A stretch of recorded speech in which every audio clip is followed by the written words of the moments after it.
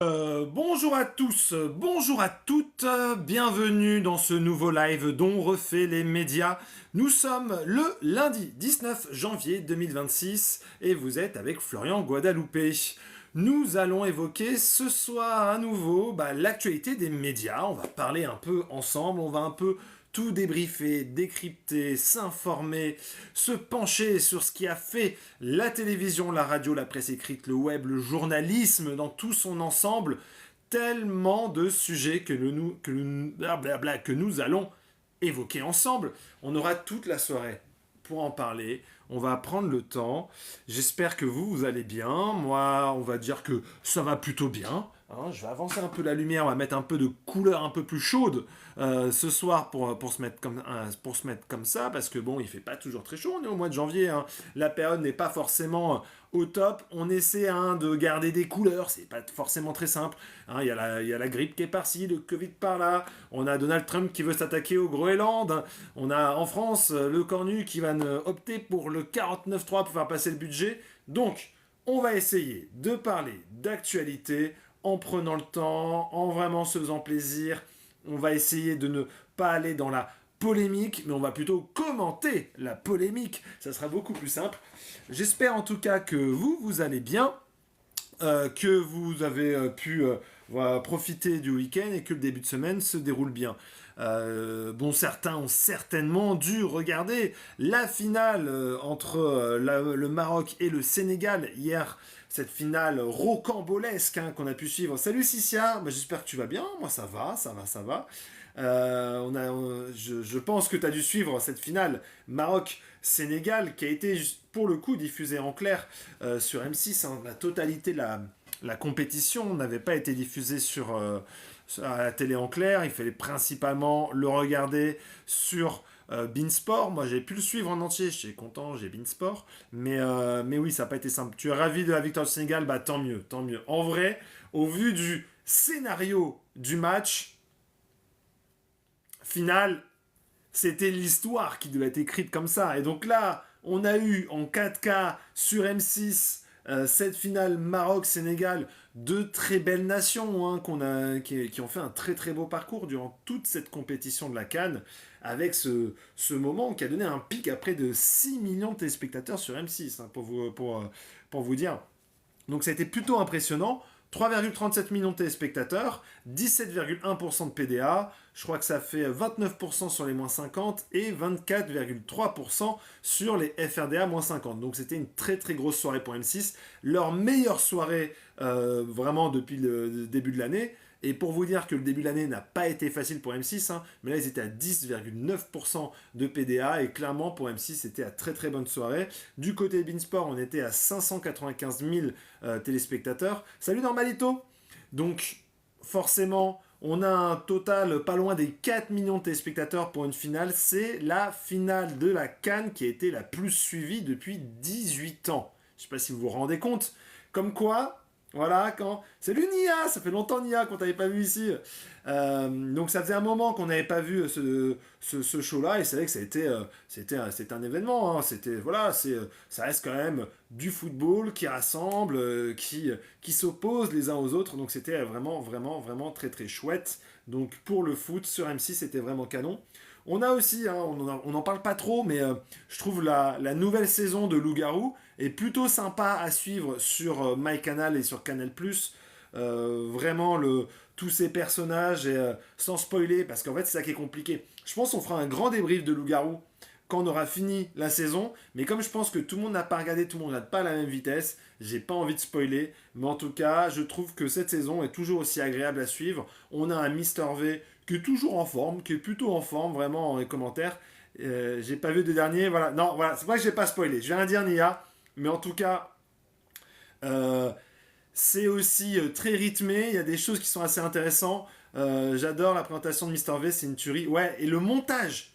En fait, c'est ça que je trouve. Je ne vais pas spoiler du tout Loup-Garou, mais ce que j'aime dans Loup-Garou, c'est le montage et le rythme qui est proposé. Je trouvais ça plutôt lent la saison dernière. Je trouve que cette saison, elle est rythmée. Le montage propose vraiment un contenu différent, c'est-à-dire qu'on a des mécaniques qui évoluent, parce que la mécanique en soi, elle est souvent similaire, elle se répète assez souvent. Et je trouve que quand on compare deux formats qui se ressemblent en ce moment à la télévision, Loup-garou et les traîtres c'est très répétitif et les traîtres fonctionnent sur le casting qu'on peut avoir. En revanche, Loup-garou, c'est un cast, mais c'est pas des gens connus, mais c'est un cast avec des vrais profils bien techniques. Et puis la narration, c'est vraiment quelque chose de complètement, je trouve, innovant dans le format de la télé-réalité comme on peut l'avoir aujourd'hui. Bah voilà, dans Maïto, on est d'accord. Narration pour toi intrigante et amusante. Donc on est clairement dans ce sens-là, je trouve. Ouais, c'est vraiment très cool comme concept, je suis assez d'accord. Et donc, je trouve que Canal, pour le coup, fait quelque chose de vraiment chouette. Voilà, on critique beaucoup Canal+, parfois dans les médias. Là, il faut dire que c'est de très bonne tenue. On va voir comment ça va se terminer, parce que vraiment, c'est ça qui est fort, c'est que on ne sait jamais. La narration est tellement forte qu'on ne sait vraiment pas comment ça peut se finir. Je me dis là qu'on va pencher vers un sens, mais en même temps, vraiment, tout est possible. Mister V, son côté show américain, on ressent à fond, c'est vrai. Et puis l'humour aussi un peu à la française, ce côté un peu punchy, franchement, c'est super chouette. Donc, big up à Loup-garou et on se fera le grand débrief quand ça sera terminé. Ne vous en faites pas, on en parlera ensemble. Alors voilà, je vous ai fait une longue introduction, mais je vous ai pas parlé du coup du line-up, un line-up un peu technique. Hein. On va parler un peu du fonctionnement un peu plus des médias et de la régulation des médias ce soir. On va se pencher dans un premier temps sur l'ARCOM. Que se passe-t-il avec l'ARCOM? Vraiment, tous les événements, on reviendra dessus, ne vous en faites pas. Ensuite, on reviendra sur la condamnation de Morandini. On fera vraiment là notre commentaire, notre vision, ce qu'il en est, tout le récit, tout le contexte. On évoquera aussi la réorganisation de France Télévisions et même plutôt l'avenir des médias, à quoi ça va ressembler demain. On évoquera forcément le retour de la commission d'enquête sur l'audiovisuel public. Ça, on le citera également et les dates qu'on a eues. Et on terminera par cette interview du patron de TF1, Rodolphe Belmer, dans Ouest France. Et on va regarder un peu ce qu'il en est et ce qu'il y a à grignoter, parce qu'il y a pas mal de petites infos qui sont dedans. Donc, je pense qu'on a pas mal attendu et on va pouvoir débuter. Alors, que se passe-t-il avec l'ARCOM? Ça fait un petit moment que je vous signale de temps en temps dans des lives le fait que du côté de l'ARCOM, on a des décisions plutôt surprenantes, des marches arrière sur des décisions qui avaient été enclenchées par l'ancienne présidence, des décisions qui sont parfois sévères avec certains et pas trop avec d'autres, pour des faits similaires. Toujours la même chose, des faits similaires. Donc, depuis un quinquennat auparavant, c'était Roch-Olivier Maistre qui était le président de l'ARCOM, qui avait toujours bien expliqué le fonctionnement de l'ARCOM, qui avait même accéléré les prises de décision.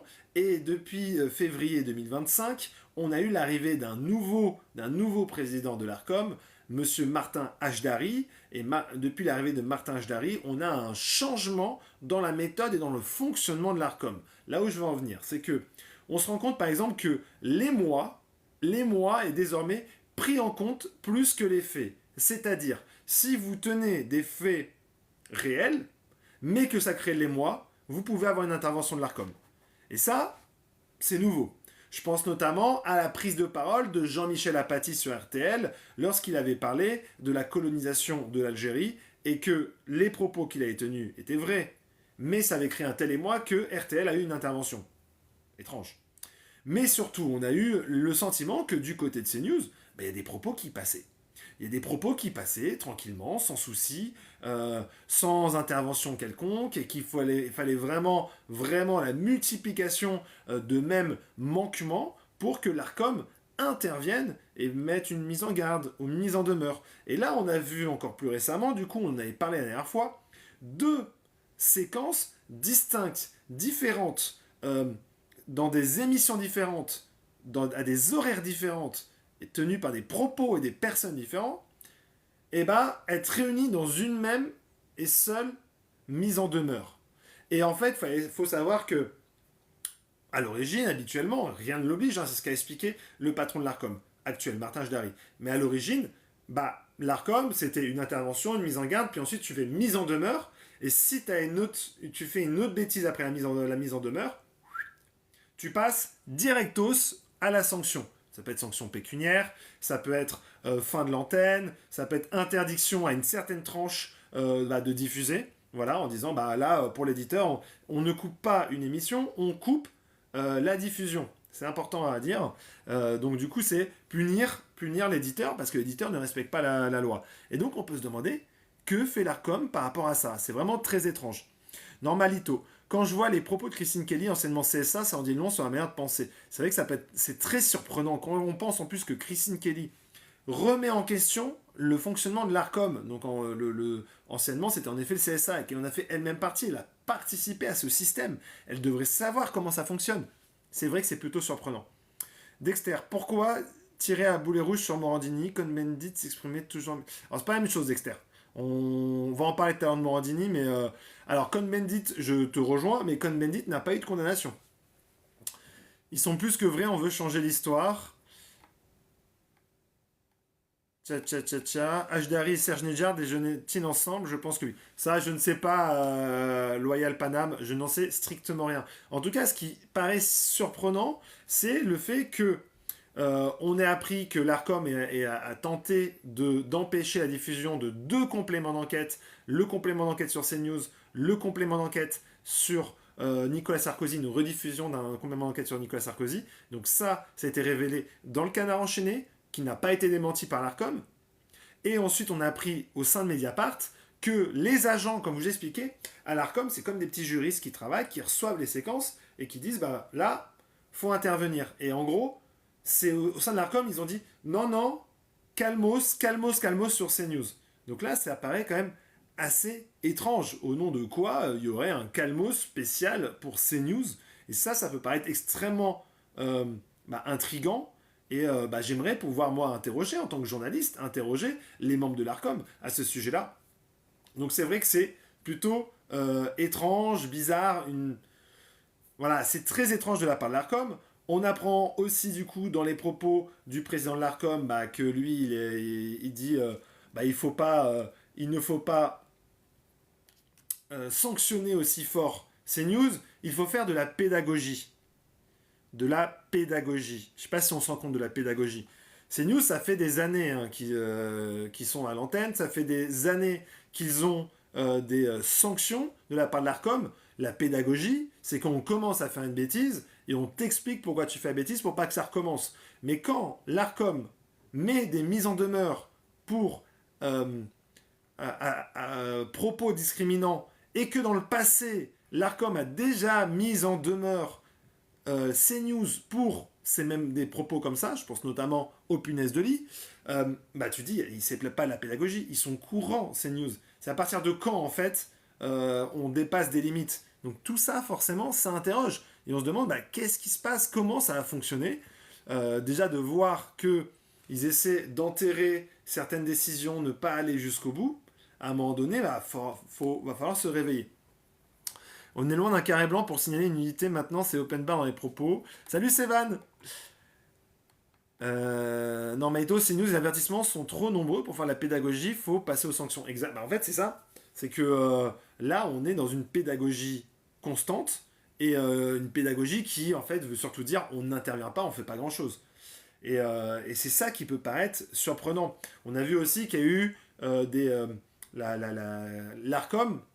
Le président de l'ARCOM a fait en sorte de ne pas lancer des procédures de sanctions, alors que ça aurait dû être le cas. C'est-à-dire que ces équipes ont dit au collège de l'autorité de la régulation de la communication audiovisuelle et numérique d'intervenir, ça c'est des infos de Mediapart, d'intervenir et de faire appel à un rapporteur indépendant pour mettre une sanction. Qu'a fait l'ARCOM, qu'a fait le président de l'ARCOM, a dit non, on le fait pas, j'ai pas envie. Il en a le droit, Il faut savoir qu'ils sont indépendants, ils font ce qu'ils veulent. Par contre, c'est aux législateurs, c'est à nos députés de dire wow, vous faites quoi les gars? Vous ne respectez pas vos engagements, vous ne respectez pas les règles que vous mettez en place. Peut-être des pressions de Bolloré. Ouais, mais quelle pression aurait Vincent Bolloré là-dessus? Alors est-ce que on a les nouveaux membres de l'ARCOM sont plutôt proches d'une ligne différente que d'une autre? En tout cas, les décisions qui sont prises ne sont pas compréhensibles pour le grand public et même pour les journalistes médias. Et c'est ça qui est un peu plus complexe. C'est une nouvelle technique, avertissement pour 2 manquements ou un forfait à l'année. Ouais, c'est un peu ça. Salut Invictus, bah, j'espère que tu vas bien toi aussi. Ou plutôt le président laisse faire exprès. Bah, c'est à se poser la question. Quelle serait la limite? Alors, je peux vous donner un exemple parce que rien qu'aujourd'hui, on a eu... Voilà, je vais vous faire écouter une séquence qui est complètement folle. Une séquence qui est... Merci Cicia. Je vais vous faire écouter une séquence qui est complètement folle. Vous allez voir. Enfin, vous n'allez pas voir ce que je ne peux pas vous montrer, mais vous allez entendre. L'huile sur le feu, je le dis souvent, elle implique qu'il y a le feu. Et Belbert... C'était pas celle-là. C'était celle-ci. Attention, c'est pour vos oreilles. Écoutez, c'est magnifique. Hein. C'est un débordement... Alors, juste vous remets un peu de contexte. J'ai plus le nom là-dessus avec les lunettes qui tient toujours des propos atroces et abominables dans leur dépro. Mais il parlait des tensions qu'il y a pu avoir hier soir à la suite de la victoire du Sénégal face au Maroc. Donc en effet, il y a des Sénégalais qui sont partis célébrer ça. Et on a le monsieur là, qui est présenté comme un écrivain et qui tient toujours des propos problématiques, racistes. Et Pascal Praud continue de le faire venir sur son plateau. Pascal Praud continue de le laisser parler et laisse parler pour lui dire ça. De délinquants, et c'est un débordement ethnique, multiethnique, et c'est un débordement politique d'une certaine façon. Déjà, il parle de débordement ethnique et politique et multiethnique. Ethnique. Déjà, attention aux mots, mais il va plus loin. Et ce matin, dans la tristesse post-fête, si j'ose dire, je voyais dans le métro, parce que comment je me lève tôt pour venir ici, c'est toujours intéressant de voir les gens dans le métro. Non, vous allez au contraire. Non. Pourquoi Pascal Praud intervient? Parce que Pascal Praud a déjà eu affaire à des propos de cet individu, en parlant du métro, en tenant des propos racistes. C'est pas fini. Au contraire, je suis dans la France qui se lève très tôt, avec des gens, des prolétaires qui vont travailler. Oui. Ils vont travailler, où toutes les ethnies et toutes les races sont mélangées. Toutes les ethnies et toutes les races sont mélangées. Toutes les ethnies et toutes les races sont mélangées. Je sais pas si on entend toutes les ethnies et toutes les races. L'individu a dit le mot. Exactement, la fenêtre d'Overton, c'est devenu une baie vitrée à 3 voix. Ouais. Alors forcément, là, Pascal Praud, il a entendu le mot race, il a dit oula. Je me fais assez taper dessus là depuis ma sortie sur les blancs. Là, on va intervenir. Il n'y a pas de racisme. Je vais enlever le mot race parce que le mot race n'existe pas. Je vais enlever le mot race, mais c'est pas enlever le mot race. C'est tu le recadres, tu le reprends, tu le bouscules. Pas tu retires le mot race. J'appelle un chat un chat. J'appelle un chat un chat. Oui, bon, le mot de race n'existe pas. Il n'y a qu'une race, c'est la race humaine. Quoi. Oui, non, mais ça, vous le direz à d'autres, pas à moi. Ça, vous le direz à d'autres, pas à moi. Non mais, les gars, c'était ce matin, dans l'heure des pros. Il lui a dit, on ne peut pas dire le mot race, et l'autre lui a répondu, ça, vous le direz à d'autres, pas à moi. Je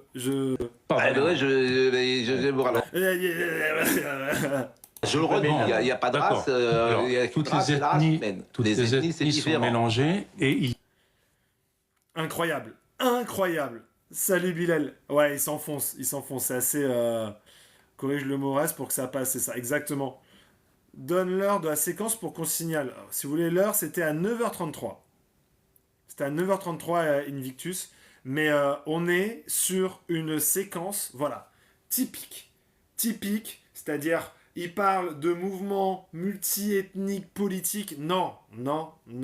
Hier, oui, il y a eu des débordements. Mais comme à chaque fois, il y a toujours des débordements. Je vais même vous dire, dans plein de pays, à chaque fois qu'il y a de la fête, il y a des débordements. C'est la vie, c'est comme ça. Maintenant, on va pas se mentir, c'est des débordements qui sont sportifs.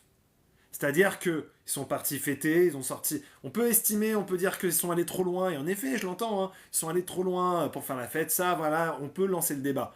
Par contre, dire que les Sénégalais ont célébré, ont dansé dans un but politique, ensuite parler de race, répondre à Pascal Praud, ouais, bon, ça, vous dites à d'autres, pas à moi. Mais en fait, dans un plateau normal, cette personne-là, elle sort du plateau. Vous vous rendez compte que je pense qu'il y a 15 ans, et vraiment il y a 15 ans, quelqu'un tient ses propos sur un plateau, il est sorti du plateau. On le vire. Et les autres personnes autour du plateau, s'ils restent, se lèvent et se cassent. Aujourd'hui, on est passé dans un stade où il y a un gars qui a son rond de serviette, qui vient 2 fois par semaine,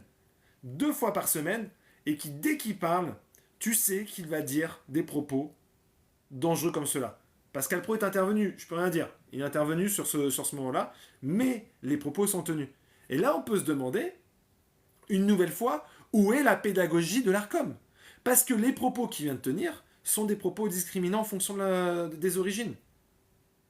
Il les a qualifiés de différentes races de la sienne. Je ne sais pas si on est conscient. Quand le patron de l'ARCOM, Martin Hdari, parle de pédagogie, où est la pédagogie quand ce matin lundi 19 janvier 2026, on entend ces propos-là. C'est ça le problème.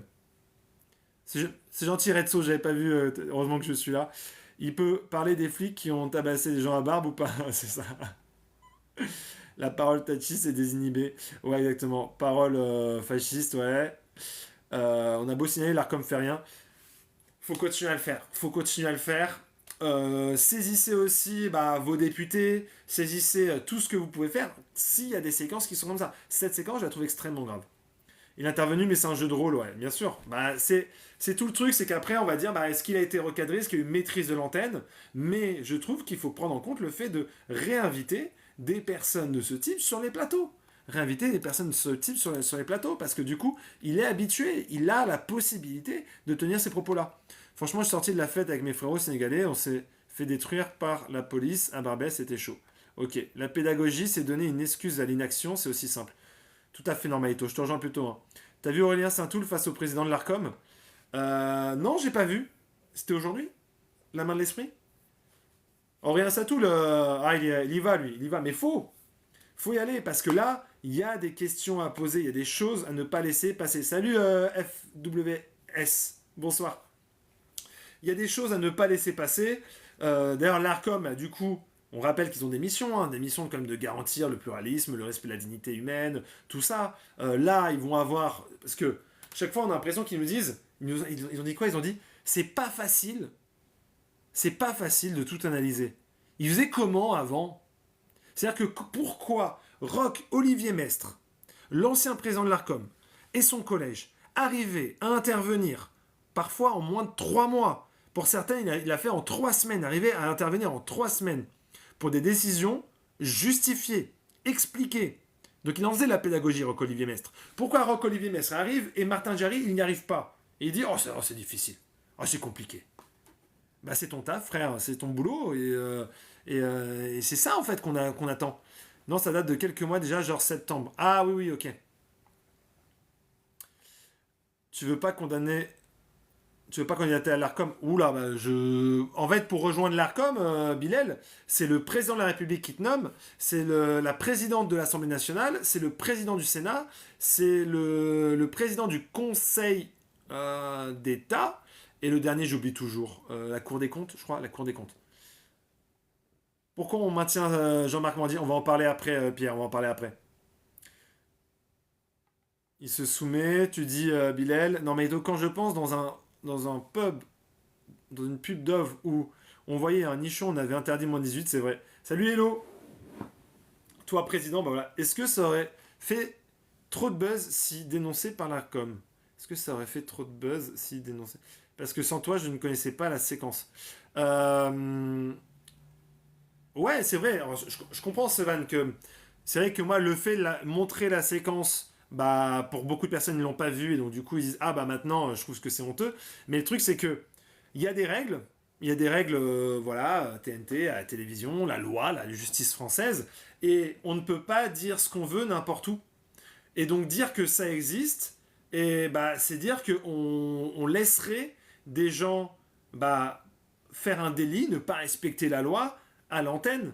Et moi, c'est aussi mon travail de journaliste de moins pointer là où ça ne va pas. Je vois ce que tu veux dire, mais du coup, même si on n'est pas au courant de cette séquence, il faut pointer cette séquence parce qu'on ne peut pas laisser. Et en plus, à cette heure-ci, c'est une heure de grande écoute, puisque CNews est première chaîne d'information sur la tranche, première chaîne même de France, sur la tranche de Pascal Pro. Donc il est essentiel pour moi quand même de pointer ce genre de choses. Après, effectivement, je pense pas qu'Adjari soit très anti-CNews. Bon, en tout cas, j'ai pas le sentiment qu'il soit. Ouais, je suis assez d'accord. Après, on vit dans un temps, plus l'Arcom se mêle, plus l'émission gagne des parts de marché. Pas forcément, pas forcément. En fait, c'est surtout que CNews se positionne toujours à. Ils reçoivent un coup, ils en mettent deux. Et c'est vraiment le système qu'ils ont. T'as contacté Pascal Pro pour avoir son avis là-dessus ou pas? Non. FWS, qu'est-ce qui se passe avec CNews Prime depuis quelques jours? Il n'y a plus aucun flux. Ah bon? Ah, j'avais pas vu ça, FWS. Je regarderai. Je sais pas du tout. Salut, très happy! Philippe de Villiers avait une tribune incroyable. Ah oui, bah complètement. Philippe de Villiers a une tribune incroyable sur CNews. Et ça, c'est. Mais après, ça, ils ont le droit. En fait, ils jouent sur la loi. Donc, ça, c'est. Pour moi, en soi, que Philippe de Villiers ait une tribune sur CNews, il y a un cadre. Voilà. Ça, ils ont le droit et c'est normal. Ça, c'est la liberté. Mais maintenant, c'est ce qui est dit à chaque fois. C'est ce qui est dit. C'est des informations, propos racistes, informations tronquées, ciblage, harcèlement. C'est plutôt ça que nous, journalistes, on doit dénoncer. C'est ça. Pro, il gère la séquence, je suis d'accord avec toi, Pandora. Mais après, il ne faut pas continuer à l'inviter constamment. Et en fait, elle est là, la responsabilité. Parce que si demain, moi, j'ai une émission télé et j'invite Dieudonné toutes les semaines et je sais qu'il va dire des dingueries et à chaque fois, je lui dis, alors le modérateur que je suis obligé de retirer ça, je suis obligé de retirer ci, je suis obligé de retirer ça. Mais les propos, ils sont dits. Il y a un impact qui est déjà présent. Ça fait plusieurs semaines que sur son canal, il y a marqué réajustement technique. Ah ok, après je regrette pas FWS, tu vois. Plusieurs jours. Il y aura un temps, en tout cas, ça sera condamné, car plus on avance, plus l'abus sera gênant. C'est vrai. Les audiences de BFM, ça marche pour eux? Oui, ça marche, ça marche. Ils sont derrière ces news, mais ça marche quand même. Voilà pourquoi il faut la loi CKR. Tu dis, Bilal. Et tu dénonces l'humoriste sur France Inter. Quel humoriste, Gary? Salut Manzouana. C'est sur Quotidien et c'est sûr Quotidien est une émission parfaite et doit te convenir parfaitement. Non, pas spécialement, Chris. Je dirais pas, c'est loin d'être une émission parfaite. Non, Malito, quand Florent dit le modérateur que je suis, il a pris la voix de Pascal. Le modérateur que je suis est obligé d'intervenir.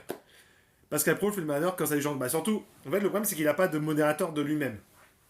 Et c'est un peu le souci. C'est que lui, il s'est modéré, mais quand il s'emporte, et ça c'est le problème, c'est quand il s'emporte, il oublie qu'il n'a pas de modérateur. J'aimerais aussi qu'on arrête de parler de personnes racisées. Je ne souhaite pas être nommé ainsi, tu dis pendant. Ouais, ça s'entend. Hein. Moi, j'ai entendu d'ailleurs justement les personnes qui ont dit personnes racisées, ils me disent ouais, j'aime pas le terme racisé. Alors moi, je suis pas expert dans cette petite émologie-là, tu vois. Force de trop jouer avec le feu, on finit toujours par se brûler. Tu dis L2S, ok. Rajoute les lunettes et la perruque. Si tes opinions sont marquées. Bon, si tu penses que tu veux, Chris, ça c'est ce que tu penses. Si tu penses ça, j'ai pas à me justifier de quoi que ce soit et j'ai pas besoin de me justifier par rapport à ça. En tout cas, bonsoir, Brise de Fier, excuse-moi. L'ARCOM a le droit de suspendre un chroniqueur, ça serait normal dans un cas comme ça. Non, l'ARCOM ne peut pas suspendre un chroniqueur. L'ARCOM intervient toujours auprès de l'éditeur et auprès de la grille d'une chaîne de télévision, mais n'intervient jamais envers une personne. C'est la raison pour laquelle jamais l'ARCOM n'était intervenu directement auprès de Cyril Hanouna. Voilà, il y a plein de gens qui disaient mais pourquoi il s'en prend pas à Cyril Hanouna au lieu de s'en prendre à C8? Mais parce que l'ARCOM a un pouvoir uniquement sur les éditeurs. Donc c'est sûr que voilà, c'est pour ça. Oui, c'est pour cela que je le dis. Très bien, Chris. Sévan, demander les origines des gens aussi, il faut arrêter, c'est lourd. Je suis assez d'accord, Sévan. Et toujours planter sur les origines, réduire les gens sur les origines, c'est toujours problématique. Ceux qui ne peuvent pas suspendre Morandi. Exactement. L'ARCOM n'a pas de pouvoir pour suspendre Jean-Marc Morandi. Hein. Il n'a aucun pouvoir là-dessus. Après, est-ce que ils peuvent punir CNews pour mettre Jean-Marc Morandini à l'antenne alors qu'il était condamné? Ça, je ne sais pas. Je pense que en vrai, c'est tellement inédit que je ne saurais dire. Par contre, ils sont intervenus avant de diffuser un complément d'enquête, visiblement. C'est vrai. Il y a une drôle de gauche chez CNews. Nolo dit qu'il est de gauche. Après, en fait, le problème, c'est que Eric Nolot n'est pas de gauche. Parce que être de gauche, bah, c'est tout un programme. C'est un programme politique. Donc, si toutes tes idées ne sont pas associées à un programme politique de gauche, il y a juste le fait qu'ils disent qu'il est de gauche, qu'il est de gauche. Mais en fait, on n'est pas. C'est comme si demain, Eric Zemmour dit qu'il est de gauche, et son programme, il n'est pas de gauche. Donc, ça ne fonctionne pas comme ça. Est-ce que Jean-Marc Morandini devrait revenir sur Europe 1 ? On va en parler juste après de Jean-Marc Morandini, à part si vous voulez qu'on en parle tout de suite. J'allais dire 2 mots sur les temps de parole de l'ARCOM. À partir de début mars, on va entrer en période électorale et donc les règles de l'ARCOM vont changer. On va être sur une période d'équité. Il est même pas d'une ancienne gauche parce que il est quand même plutôt libéral sur le plan politique.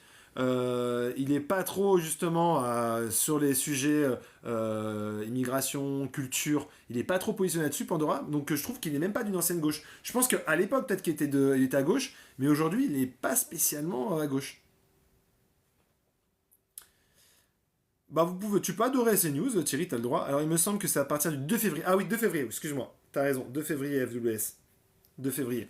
Et donc là, à ce moment-là, le temps de parole, on ne sera pas sur une égalité de temps de parole, mais on sera sur une équité en fonction des courants et en fonction des partis municipaux. C'est-à-dire que Dati devra avoir, et Emmanuel Grégoire, si on parle on va dire la campagne municipale de Paris, plus de temps de parole, plus de présence médiatique que Sophia Chikirou et Sarah Knafo, par exemple. Le CSA intervenait comme ça avant. Oui, tout à fait, Michel Jacob. C'était la même chose. Le seul moment où il est de gauche, c'est quand il est dans la voiture. Mais comment ils font pour le temps de parole, par exemple, de Reconquête ? Eh bien, en fait, c'est ce que j'explique. C'est qu'ils prennent en compte les derniers résultats. Il y a 3 critères pour le temps de parole. Ils prennent en compte les derniers résultats aux élections. Ils prennent en compte les sondages. Et ils prennent en compte aussi l'implication d'un candidat dans la campagne politique. Donc c'est ces 3 critères qui vont faire que l'ARCOM va dire oui, vous pouvez laisser plus de temps de parole pour telle ou telle personne. Donc c'est comme ça qu'ils font. Et c'est la raison pour laquelle, par exemple TF1, quand ils ont su Sarah Knafo, n'a pas eu besoin de réajuster en invitant tous les autres candidats par la suite. Parce qu'il n'y a pas encore le temps de parole. Là, on est sur une équité de temps de parole qui est différente de celle des municipales. On va dire elle est plus souple. J'espère qu'on va avoir des beaux débats. Inch'Allah, Pandora. Parce qu'ils n'ont aucun représentant municipal. Tout à fait. En fait, c'est ça. C'est qu'ils ils prennent, en gros, c'est un calcul qui est un peu compliqué. Énergie 12 en ce moment. Il n'y a plus d'énergie 12, fantôme. Pourquoi tu nous expliquais pourquoi l'ARCOM a fusionné des signalements pour une même alerte ? C'est une décision du président de l'ARCOM, Martin Jdari, pour, selon lui, faire de la pédagogie. À la dernière élection, tout confondu, ou à la dernière élection municipale, tout confondu. Les dernières élections avec un S. C'est stupide les derniers critères pour les temps de parole parce que les sondages, complètement Bilal. Je suis d'accord avec toi. Insoumis est souvent indexé sondage. C'est ça. Et puis, c'est aussi une boucle. C'est-à-dire que plus tu vas être haut dans les sondages, plus on va te mettre devant médiatiquement. Plus tu vas être devant médiatiquement, plus tu vas être haut dans les sondages. Après, faut noter que dans les dernières élections, la France insoumise, la gauche était assez haute. Donc ça permet aussi d'avoir un certain niveau. Mais par exemple, si tu es divers gauche, ça va être peut-être un peu plus compliqué. Tu penses qu'il y avait des pénalités aussi importantes ? Ouais, bien sûr, Michel, il y avait des pénalités aussi importantes. Ouais, bien sûr. En fait, la seule différence, Michel, c'est qu'auparavant, il n'y avait pas les réseaux sociaux. Donc il n'y avait pas une caisse de résonance. C'est-à-dire que si sur une petite chaîne, on va prendre BFM TV, quand BFM TV arrive en 2005, ils font pas les scores d'audience qu'ils font aujourd'hui. Et s'il y avait un manquement à la télévision sur BFM TV, comme on n'avait pas Twitter encore, ou en tout cas c'était que le début, il n'y avait pas encore la possibilité de diffuser une séquence sur les réseaux sociaux. Et donc du coup, il n'y avait que les gens qui avaient vu la séquence qui pouvaient la signaler. Aujourd'hui, avec les réseaux sociaux, avec même nous ici, tout le monde peut intervenir pour signaler des séquences. Mais le CSA mettait des pénalités aussi importantes. Et l'implication, comment tu peux dire qu'il est impliqué en quoi ? Je te rejoins, Bilal. Hein. Là, je parle du règlement, en effet. Bolloré a inventé le métier de chroniqueur futur, les nouveaux guignols des temps modernes. Non, il y avait déjà des chroniqueurs auparavant dans Maïto. Il y a déjà des chroniqueurs. Métier chroniqueur, futur politicien. Ah, ok, j'avais pas compris comme ça. D'accord, non, Maïto. FWS, c'est toujours intéressant d'avoir la précision. Ouais. Parce que c'est souvent un concept difficile à saisir. Tout à fait. Et en vrai, je pense que tout ça, ça va être assez complexe. Mais je pense qu'ils vont, voilà. Grosso modo, ils vont regarder les sondages. On regarde par exemple la mairie de Paris. On va avoir Emmanuel Grégoire et Rachid Dati plutôt en avant, même si Rachid Dati, pour le moment, refuse de faire un débat. Donc pour le moment, elle ne devrait pas faire de débat, que ce soit sur n'importe quelle chaîne. Elle a dit qu'elle refusait de faire un débat télévisé, dans les médias. Et elle refuse même des interviews dans la presse, etc. Mais ils vont devoir quand même lui donner un temps de parole conséquent, parce que, elle a fait un gros score. Son parti a quand même fait des scores au dernier. Son parti, aujourd'hui, je sais même pas où elle est assimilée, hein, LR ou Renaissance. Mais donc voilà, donc il y a quand même une représentation. Et puis elle est investie dans la campagne. Donc on va avoir une Rachel Dati, Emmanuel Grégoire. Et je pense que c'est voilà, un Bournazel, il va devoir un peu rattraper son temps. Mais et on aura Knafo et comment elle s'appelle Sophia Chikirou aussi assez présente, je pense, dans les médias. Parce que Paris, ça va être beaucoup anglais. Mais après, quand on va s'intéresser vraiment municipal par municipal, là, ça va être un vrai casse-tête. Vrai casse-tête. Et typiquement, je vois Bilal qui travaille à Meaux, qui est à Meaux et qui, dans le chat, hier, il y avait Jean-François Copé. Quand on va passer dans cette période électorale de temps de parole, ils vont devoir équilibrer Jean-François Copé et les opposants. Quand on nous dit dernière élection, on va penser au dernier scrutin identique. C'est vrai, tu as raison, FWS. On a viré Guillaume Meurice pour une blague, Zemmour condamné pour la justice, jamais scandale. Après, Éric Zemmour, il a le droit de faire tout ce qu'il fait, parce que rien ne l'interdit d'être dans les médias, rien ne l'interdit d'être candidat, etc. Donc après, on pourrait plutôt se poser la question, c'est plutôt la responsabilité des médias d'inviter quelqu'un qui est condamné pour racisme. Mais après, lui, il a le droit de faire tout ça. On peut avoir quelque chose à Paris inédit avec un second tour où 5 listes se maintiennent. Ouais. Surtout que le scrutin à Paris, tout comme à Marseille, est complètement inédit. Hein. On est sur un nouveau style de vote. Il y a un bon complément d'enquête sur les casseroles de Dati, conflit d'intérêt avec Renault. Oui, c'est vrai. Alors ça, elle a d'ailleurs, c'est marrant, elle aura le procès en même temps. Knafo a gagné encore pas mal de je sais pas ce que c'est de voix, peut-être, tu me dis, Normalito. FWS. D'ailleurs, la règle électorale à Paris, Lyon et Marseille va changer, tu vois. Elle sait qu'elle va se manger des scuds sur ses affaires et que ça pourrait détruire sa campagne. C'est vrai, tu as raison, c'est Van. Hein. Tac, tac, donc Dati et Shikuru, problème de justice. Ouais, c'est ça. Les chartes d'audiovisuel, tu dis Loyal Panam, je sais pas de quoi tu parles. C'est Van. Par contre, Nafo, son plan média est soutenu. Complètement. Complètement. Et objectivement, hein, pour le moment, elle réussit son entrée en campagne. C'est-à-dire qu'elle fait parler d'elle, elle est présente sur les réseaux sociaux, elle est invitée dans les médias. Sa dynamique est assez fulgurante. Quand on voit le candidat, c'est Thierry Mariani, je crois, du coup, du RN, qui est beaucoup moins présent. Non, Thierry Mariani. Oui, c'est. Non. C'est ça, ouais, c'est ça. Non, quand tu t'auto-flattes en s'inventant des faux comptes, oui, c'est ça. Ouais, mais en fait, ce qui est intéressant, c'est de voir euh, l'impact que ça peut avoir sur les gens. Donc, c'est surtout ça qui est intéressant. Knafo, elle a tout à gagner, donc elle ose. C'est vrai, t'as raison, Pandora. Elle a rien à perdre, en fait, dans cette campagne. Elle n'a que à prendre de l'espace médiatique. Oui, elle copie la campagne de. T'as raison, Redso, elle copie la campagne du maire de New York. Ouais, Thierry Mariani, merci. J'adorerais les voir tout en débat. C'est vrai que, on va pas se mentir. Bon, Emmanuel Grégoire, il n'est pas connu du grand public. Mais avoir Knafo, Dati, Shikirou en débat, non mais je pense qu'on peut refaire venir des gens devant la télévision là. Pour de la politique. Je pense que ça peut être vraiment quelque chose. Avec Nolo se lave les mains avec de l'eau bio, mais mange à la table des droitards, tu dis Moanzuna, ok. Ouais, je pense Pandora, ça peut être pépite, ça peut être incroyable. Franchement, si je suis à deux doigts de vous dire, on le fait en live. Hein. Nafo a bien critiqué Mamdani avant de pomper sa campagne. Tu as raison, Sissia, complètement. Grégoire qui critique le bilan d'Hidalgo, c'est quelque chose de savoureux quand même. Oui, parce qu'en plus, Hidalgo, c'était pas son candidat, hein, Hidalgo. Hein.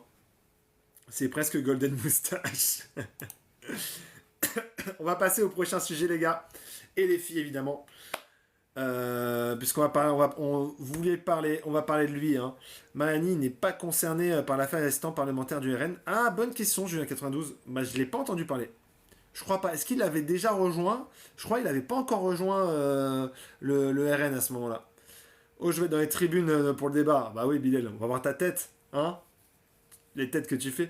Je dis ça parce qu'il a longtemps été son premier adjoint. Oui, c'est bien sûr, je sais, LWS, tu as raison. Donc il critique un bilan auquel il a participé, complètement. Alors, qu'est-ce que tu, je pensais là que tu peux, qu'est-ce que tu penses de Jean-Marc Morandini? Alors, on va revenir un peu, on va faire un peu de contexte. Jean-Marc Morandini est une personnalité médiatique depuis de très très nombreuses années, plusieurs décennies. Il était connu pour faire de la télévision putassière, notamment sur TF1. Et au bout d'un moment, au moment où TF1, au début des années 2000, ils se sont dit je crois qu'on commence un peu à en avoir marre de Jean-Marc Morandini, il abîme un peu notre image, on aimerait devenir une chaîne premium. Et avec l'ouverture des chaînes TNT en 2005 et l'arrivée de Vincent Bolloré sur la TNT avec Direct 8, Jean-Marc Morandini arrivera sur Direct 8 pour faire son émission Morandini, son talk. Et donc là, il commence à prendre de l'ampleur. Il est également sur Europe 1 pour faire le grand direct des médias. Il devient un carrefour assez important dans les médias. Son émission est très très écoutée. Il reçoit vraiment l'ensemble des gens des médias. Et il a son blog, jeanmarcmorandini.com, qui revient aussi sur certains scoops, des fois des informations erronées, des fois non, avec quelques fautes d'orthographe. Mais voilà ce qu'est Jean-Marc Morandini. Sauf que en 2016, sort un jour dans les colonnes des Inrocks une enquête qui révèle des accusations graves concernant Jean-Marc Morandini sur la web-série Les Faucons, sur des méthodes de plus en plus glaçantes. Se multiplient alors des enquêtes, des révélations sur Jean-Marc Morandini. On apprend qu'il envoie des messages à des jeunes mineurs en leur tenant des propos salaces, en demandant des photos à des mineurs, en sachant qu'ils sont mineurs, en demandant de se mettre nus, etc., etc., etc. Et la même année, en 2016, iTélé, Vincent Bolloré, depuis 2014, avait repris le groupe Vivendi qui détenait le groupe Canal, et il est à la tête du coup d'iTélé, Vincent Bolloré. Alors que cette affaire est sortie, Vincent Bolloré décide du coup de mettre Jean-Marc Morandini à l'antenne de CNews. À l'antenne de CNews en 2016. Et là, tollé au sein de la rédaction, c'est la grève de journalistes la plus longue pour un média privé. Énormément de journalistes démissionnent, changent de média, et l'antenne ne fonctionne plus. Jean-Marc Morandini arrive, iTélé dure quelques temps et naît CNews. Donc iTélé meurt avec l'esprit de l'époque, et CNews arrive avec pas mal de visages qu'on voit, des Laurence Ferrari, des Pascal Praud, Audrey Pulvar était là, et plusieurs autres visages sont présents, et donc Jean-Marc Morandini qui fait Morandini Live. La défense du groupe Canal en 2016 est de dire Jean-Marc Morandini se défend en justice, il est innocent, nous utilisons la présomption d'innocence dans l'ensemble de ses procès, et il sera exclu, viré sans indemnité s'il est condamné définitivement. On est là en 2016. Les années passent, les années se répètent. Jean-Marc Morandini, du coup, lui, en revanche, était exclu à l'époque sous Lagardère d'Europe 1. Il rejoint comme Énergie 12. Il y a une condamnation qui commence à se répéter, Énergie 12 le retire. Mais CNews le conserve, le garde, le protège au sein de l'antenne, malgré toutes les condamnations qui vont se répéter année après année. Ils vont repousser à chaque fois l'idée en disant présomption d'innocence, appel, présomption d'innocence, cassation, présomption d'innocence. Et on a eu la semaine dernière la décision de la Cour de cassation qui a condamné définitivement Jean-Marc Morandini pour corruption de mineurs. Corruption de mineurs. Je ne sais pas si on est conscient de la condamnation définitive. Et qu'est-ce qui s'est passé? Il est resté à l'antenne. Je vais lire un peu, j'ai voulu vous faire un petit résumé quand même, parce que je pense qu'il faut remettre un peu de contexte dans tout ça. À la base, il est journaliste média, tout à fait, Pierre. Knafo n'est pas net, elle a des ambitions présidentielles, mais fin de les cacher. Oui, tu as raison, Manzouana. FWS, il commence sur Direct 8, après c'est Énergie 12, et enfin il TLC News, tout à fait, tu as raison. Plus les amis ont passé, plus il a reculé en numérotation. C'est vrai. Elle n'a pas le droit de dire ça. Morandini, l'arbre qui cache la forêt, tu dis Sévan. Ne devrait pas garder Jean-Marc Morandini. Et notre cher Jacques Lang, Jacques Lang, il est pas à la télé, hein. Il n'est pas animateur d'une tranche d'infos, Chris. Pierre, pourquoi ne retire pas Jean-Marc Ford du lit de la scène? Morandini, je pense que tu voulais dire. Félicitations à Bolloré pour son engagement en faveur de la réintégration médiatique des condamnés.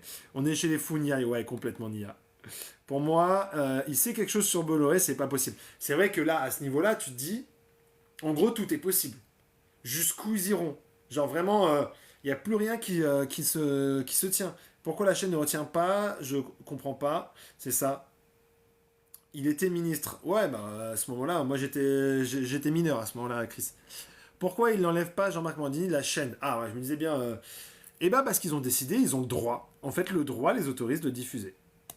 Jean-Marc Morandini ne fait pas de prison. Jean-Marc Morandini n'a pas reçu de peine qui l'empêche de faire de la télévision. Je vous dis vraiment pourquoi ils font ça. Et donc, du coup, Jean-Marc Morandini a le droit d'être à la téloche. Vraiment. A le droit d'être à la téloche. Donc, c'est la raison pourquoi ils le maintiennent. Ils n'ont pas respecté la promesse qu'ils avaient faite, qui était ils se maintiennent s'il est condamné définitivement, puisqu'ils utilisent, et ça on l'avait vu venir, le fait que Jean-Marc Morandini puisse aller à la Cour européenne des droits de l'homme pour contester cette décision, et donc à ce moment-là ils disent il y a encore présomption d'innocence. Sauf que non, déjà il n'y avait plus la présomption d'innocence après la décision de la Cour d'appel, mais là après la Cour de cassation, on est vraiment sur une condamnation définitive. Alors oui, elle peut théoriquement être cassée, sauf qu'en France, on estime que c'est une décision est prise définitivement. Juste pour ça, c'est extrêmement grave. Cet été, Europe 1, ils ont enfermé les stagiaires de 3e en sous-sol car Morandini était là. Complètement, c'est vrai, tu as raison. C'est même Morandini a des dossiers, c'est sûr. Ouais, c'est possible, c'est possible. Franchement, c'est du délire. Tu dis, Pierre, ouais, tu peux faire n'importe quoi, il sera pas condamné. Quel est l'impact de son émission sur CNews? A-t-il l'audience? Ah, tout à fait. Du côté de l'audience, il n'y a eu aucun boycott, aucun retrait.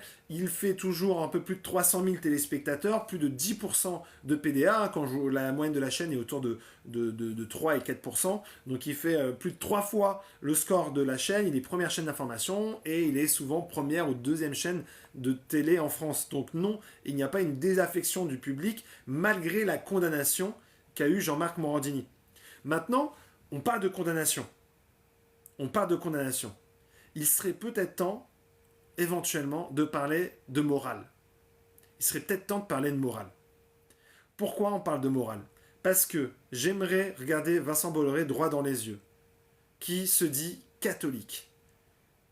Comment il peut accepter de défendre un homme, de conserver à l'antenne un homme qui a demandé des photos nues à des mineurs, qui a demandé à de jeunes personnes de lui faire une flûte pour un travail qu'ils n'ont jamais eu. Comment c'est possible rien que pour la morale? Comment pour la morale, Pascal Praud, avec toutes les valeurs qu'il a, et il en a en vrai, il peut se regarder dans la glace en se disant je donne l'antenne tous les jours à Jean-Marc Morandini qui possiblement, même dans un esprit possible, a pu profiter de jeunes avec des preuves à l'appui, a pu profiter de jeunes hommes, des mineurs. Quand on a 15-16 ans, est-ce qu'on est conscient de tout ce qu'on fait? Est-ce qu'on peut se sentir manipulé? Vraiment, j'ai envie de poser cette question parce que c'est extrêmement grave. C'est extrêmement grave. Et donc, au-delà de tout ça, même Jean-Marc Morandini, au nom de la décence, il devrait se retirer. Vraiment. Alors, je vais continuer à lire Alors, tchac. Le plus fou, c'est que Morandini a le culot de vouloir rester à l'antenne après sa condamnation. Voilà, c'est ça. Salut le boss. C'est notre Einstein français. Bolloré, c'est notre Trump. Mec, alors, petit. Ah, c'est vrai, j'ai oublié. Nelly, toujours sympa. Petit rigolo. Tu as encore du lait qui sort du nez. Pierre, moi je regarde pas du tout ce mec, tu as raison. Pour moi, Jean-Marc Morandini, il faut le boycotter, tu penses? J'entends. On attend le parcours du combattant des stagiaires. Ouais, après Chris, je sais pas si toi tu tolères Chris du coup quelqu'un qui a été condamné pour corruption pour mineurs et qui profite des jeunes et de leur insouciance pour leur faire des actes euh, tendancieuses. Tu, tu tolères, t'es pour ça? C'est intéressant. Un bon discours moralisateur. Ouais, en fait, en vrai, pour ça, j'ai pas trop de doutes à avoir sur le discours moralisateur. Vraiment. Mais j'ai même envie de citer, parce que je vais citer Pascal Pro, ça va vous faire plaisir pour certains. Pascal Pro dit aussi, par exemple, quand on est en entreprise, qu'on a 40, 50 ans, qu'on voit une stagiaire ou un stagiaire qui a entre 20 et 25 ans, eh ben on se retient. Pascal Pro dit ça, et moi je le cite, je suis d'accord avec lui. Ouais, et c'est un discours moralisateur, mais quand on est un homme, on se retient. Quand on est un super hiérarchique, on se retient. Quand on voit que voilà, des petits jeunes débarquent, et ben en fait, on tient pas des propos graveleux, on tente pas quelque chose. On a un rapport de force. Un homme d'une cinquantaine d'années, d'une quarantaine d'années, n'a pas à s'approcher dans le cadre du travail d'une personne de 20 ans. En fait, partons du principe que c'est pas fait pour être ensemble dans le cadre du travail. Donc, juste ça n'existe. Et c'est ce discours moralisateur, je cite Pascal Pro, mot pour mot. Et ça, je suis d'accord avec lui. Et moi, j'aimerais regarder Pascal dans les yeux et dire, bah ce discours, regarde dans ta propre entreprise, frérot. Vraiment. Les gens qui vont en son émission sont des complices pour toi, El Saya. Les Morandini, les protégés par Bolloré, tu penses, Pierre? Ouais. Faudrait l'envoyer en Iran, là-bas, ils sauront quoi en faire. Ouais, c'est un peu radical, on n'est pas un peu dans ce monde-là, Bilbao. Manzana et Pascal Pro, le moraliste, je dirais pas le modérateur que je peux pas dire, pas un mot sur la condamnation de Morandini, c'est vrai. Franchement, c'est dégueulasse qu'il a fait. Ouais, tout à fait, je suis d'accord avec toi, Pierre. Peut-être que tu prendrais bien sa place. Non, j'ai pas envie, Chris, ça m'intéresse pas. Il a brisé des jeunes garçons à vie, complètement. C'est ça. C'est que à un moment, il y a des victimes et faut les écouter, faut les entendre. Vraiment, je pense que c'est important. C'est horrible pour les victimes et leurs familles de le voir à l'antenne. Complètement. Bah, c'était le fameux même débat avec, comme il s'appelle, mince, le chanteur Noir Désir. Continue à le voir à la télévision. Techniquement, il a le droit de faire de la musique, de venir à la télévision. Mais il y a une décence morale qu'on pourrait éventuellement avoir. Pascal Pro, par contre, il a su clasher Bardot. Ah bon, il avait clashé Bardot? Je me souviens pas qu'il avait clashé Bardot. Aucune honte et il continue à donner des leçons de morale à boycotter. Tu dis, ouais. Sissia. Que tu as déjà rencontré Jean-Marc Morandini? Alors, je vous dirais que oui, mais ça s'est très bien passé. Voilà. Bon, avec moi, je dirais pas, il s'est jamais rien passé. Je ferai pas de citation de moi. Là, je cite des enquêtes journalistiques qu'il y a pu avoir, hein, les Inrock, Off Investigation, Mediapart, et etc. Nouvelle Obs aussi, je crois. Il y a eu beaucoup d'enquêtes et je cite le travail journalistique auquel je fais confiance. Et aussi le travail de la justice, hein, parce qu'au bout d'un moment, on va pas entre les journalistes et la justice que tout le monde est tort. Mais oui, moi j'ai déjà rencontré Jean-Marc Morandini. Pour que toutes les victimes des médias en général, tout à fait, Sévan, tu as 100% raison. Moi je dis que s'il n'est pas en tôle, c'est qu'il n'y avait pas matière. Non, mais après, parce qu'on met pas tout le monde en prison, Chris. On met pas tout le monde en prison. À gauche, on est des donneurs de leçons. À droite aussi. Je pense qu'il y a des donneurs de leçons un peu partout, Chris. Il y a des donneurs de leçons un peu partout. Je viens de citer Pascal Pro, Chris. Ou alors Pascal Pro serait de gauche. Merci, Clark. Christine Kelly, une fille pourtant, mais ses filles, donc, elle s'en fout. Tu rigoles, il a 60 ans. Christine K. J'ai pas eu tout ce que... Une femme qui sort avec un mec plus jeune, c'est pas bien non plus. Ouais, sauf qu'on va pas se mentir. Il y a très peu... On a eu très peu de cas de femmes en entreprise plus âgées qui ont usé de leur pouvoir pour pouvoir coucher avec des jeunes hommes. Vraiment. Donc c'est pour ça que je pense que Pascal Proust dit ces propos-là. Il parle pas des femmes, il parle très bien des hommes. Pour Yann, Morandini est un condamné pour corruption mineure. Oui, c'est ce qu'on disait. Il est tellement imbu de sa personne qu'il va faire appel. Alors il peut pas faire appel. Il va saisir la Cour européenne des droits de l'homme. Mais il a déjà fait appel. Il a été condamné en première instance. Condamné en appel. Dans cette affaire-là, il y a d'autres affaires. Et là, il a perdu en cassation. Non, Vincent Bolloré, non, il n'est pas. J'ai vérifié, c'est une fausse information comme quoi il était juif. Et ça aurait aucun sens, il n'y aurait aucun lien. Jean-Marc Morandini, il n'est pas bien du tout ce mec, tu répètes Pierre, ouais. Un homme, ça s'empêche. Complètement. Très happy, on est 100% d'accord. 100% d'accord. On n'a aucune défense. Moi, quand il y avait des stagiaires dans mon ancienne rédaction à Pure Média, il y avait. Je faisais beaucoup de blagues avec mes collègues avec qui je m'entendais bien. Elles, je leur faisais aucune vanne, on va dire, un peu tendancieuse. Parce qu'il ne faut pas, voilà. C'est une responsabilité au milieu du travail, on se retient. Les gens d'extrême droite sont idiots. Pour toi, Julien, Leslie, ils ne savent pas ce que c'est une personne condamnée pour corruption de mineurs. Est-ce qu'un condamné est sans privation de liberté doit-il perdre son emploi? Question que je pose. Est-ce qu'un condamné est sans privation de liberté? Non, mais est-ce que il y a perdre son emploi et être mis à l'antenne et visible de tout le monde? Parce que c'est pas un emploi comme tous les autres. C'est pas un emploi comme tous les autres. C'est pas un emploi comme tous les autres.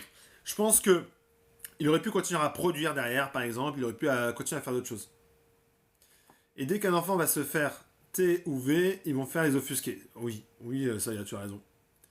Et ils sont offusqués de manière légitime. En fait, j'ai envie de dire que tout drame, on a le droit d'être choqué, bien sûr, c'est humain. Mais on peut pas avoir un choc relatif, ce que je veux dire.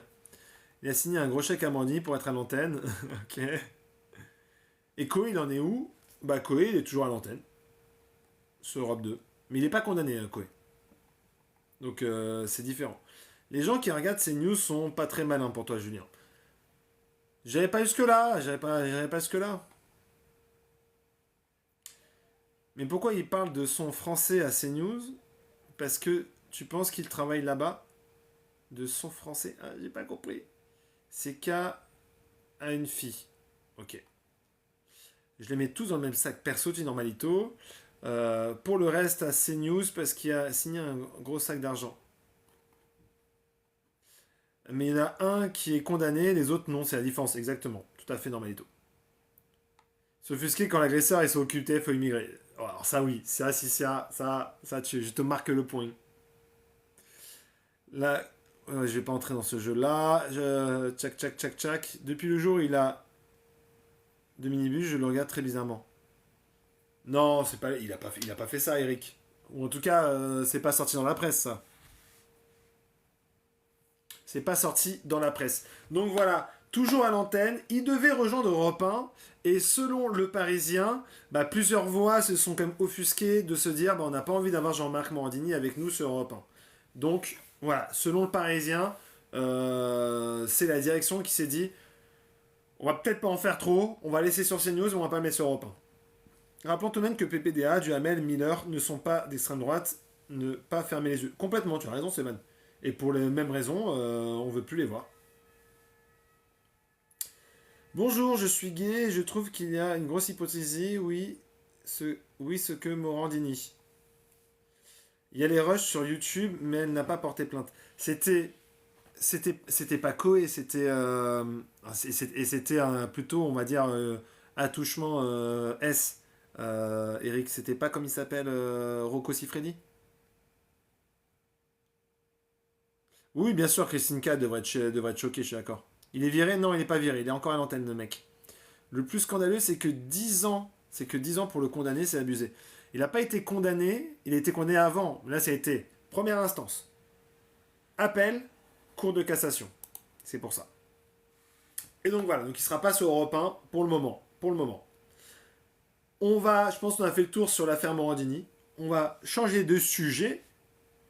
Oui, voilà, Rocco Siffredi, mais en présence de Koé, complètement.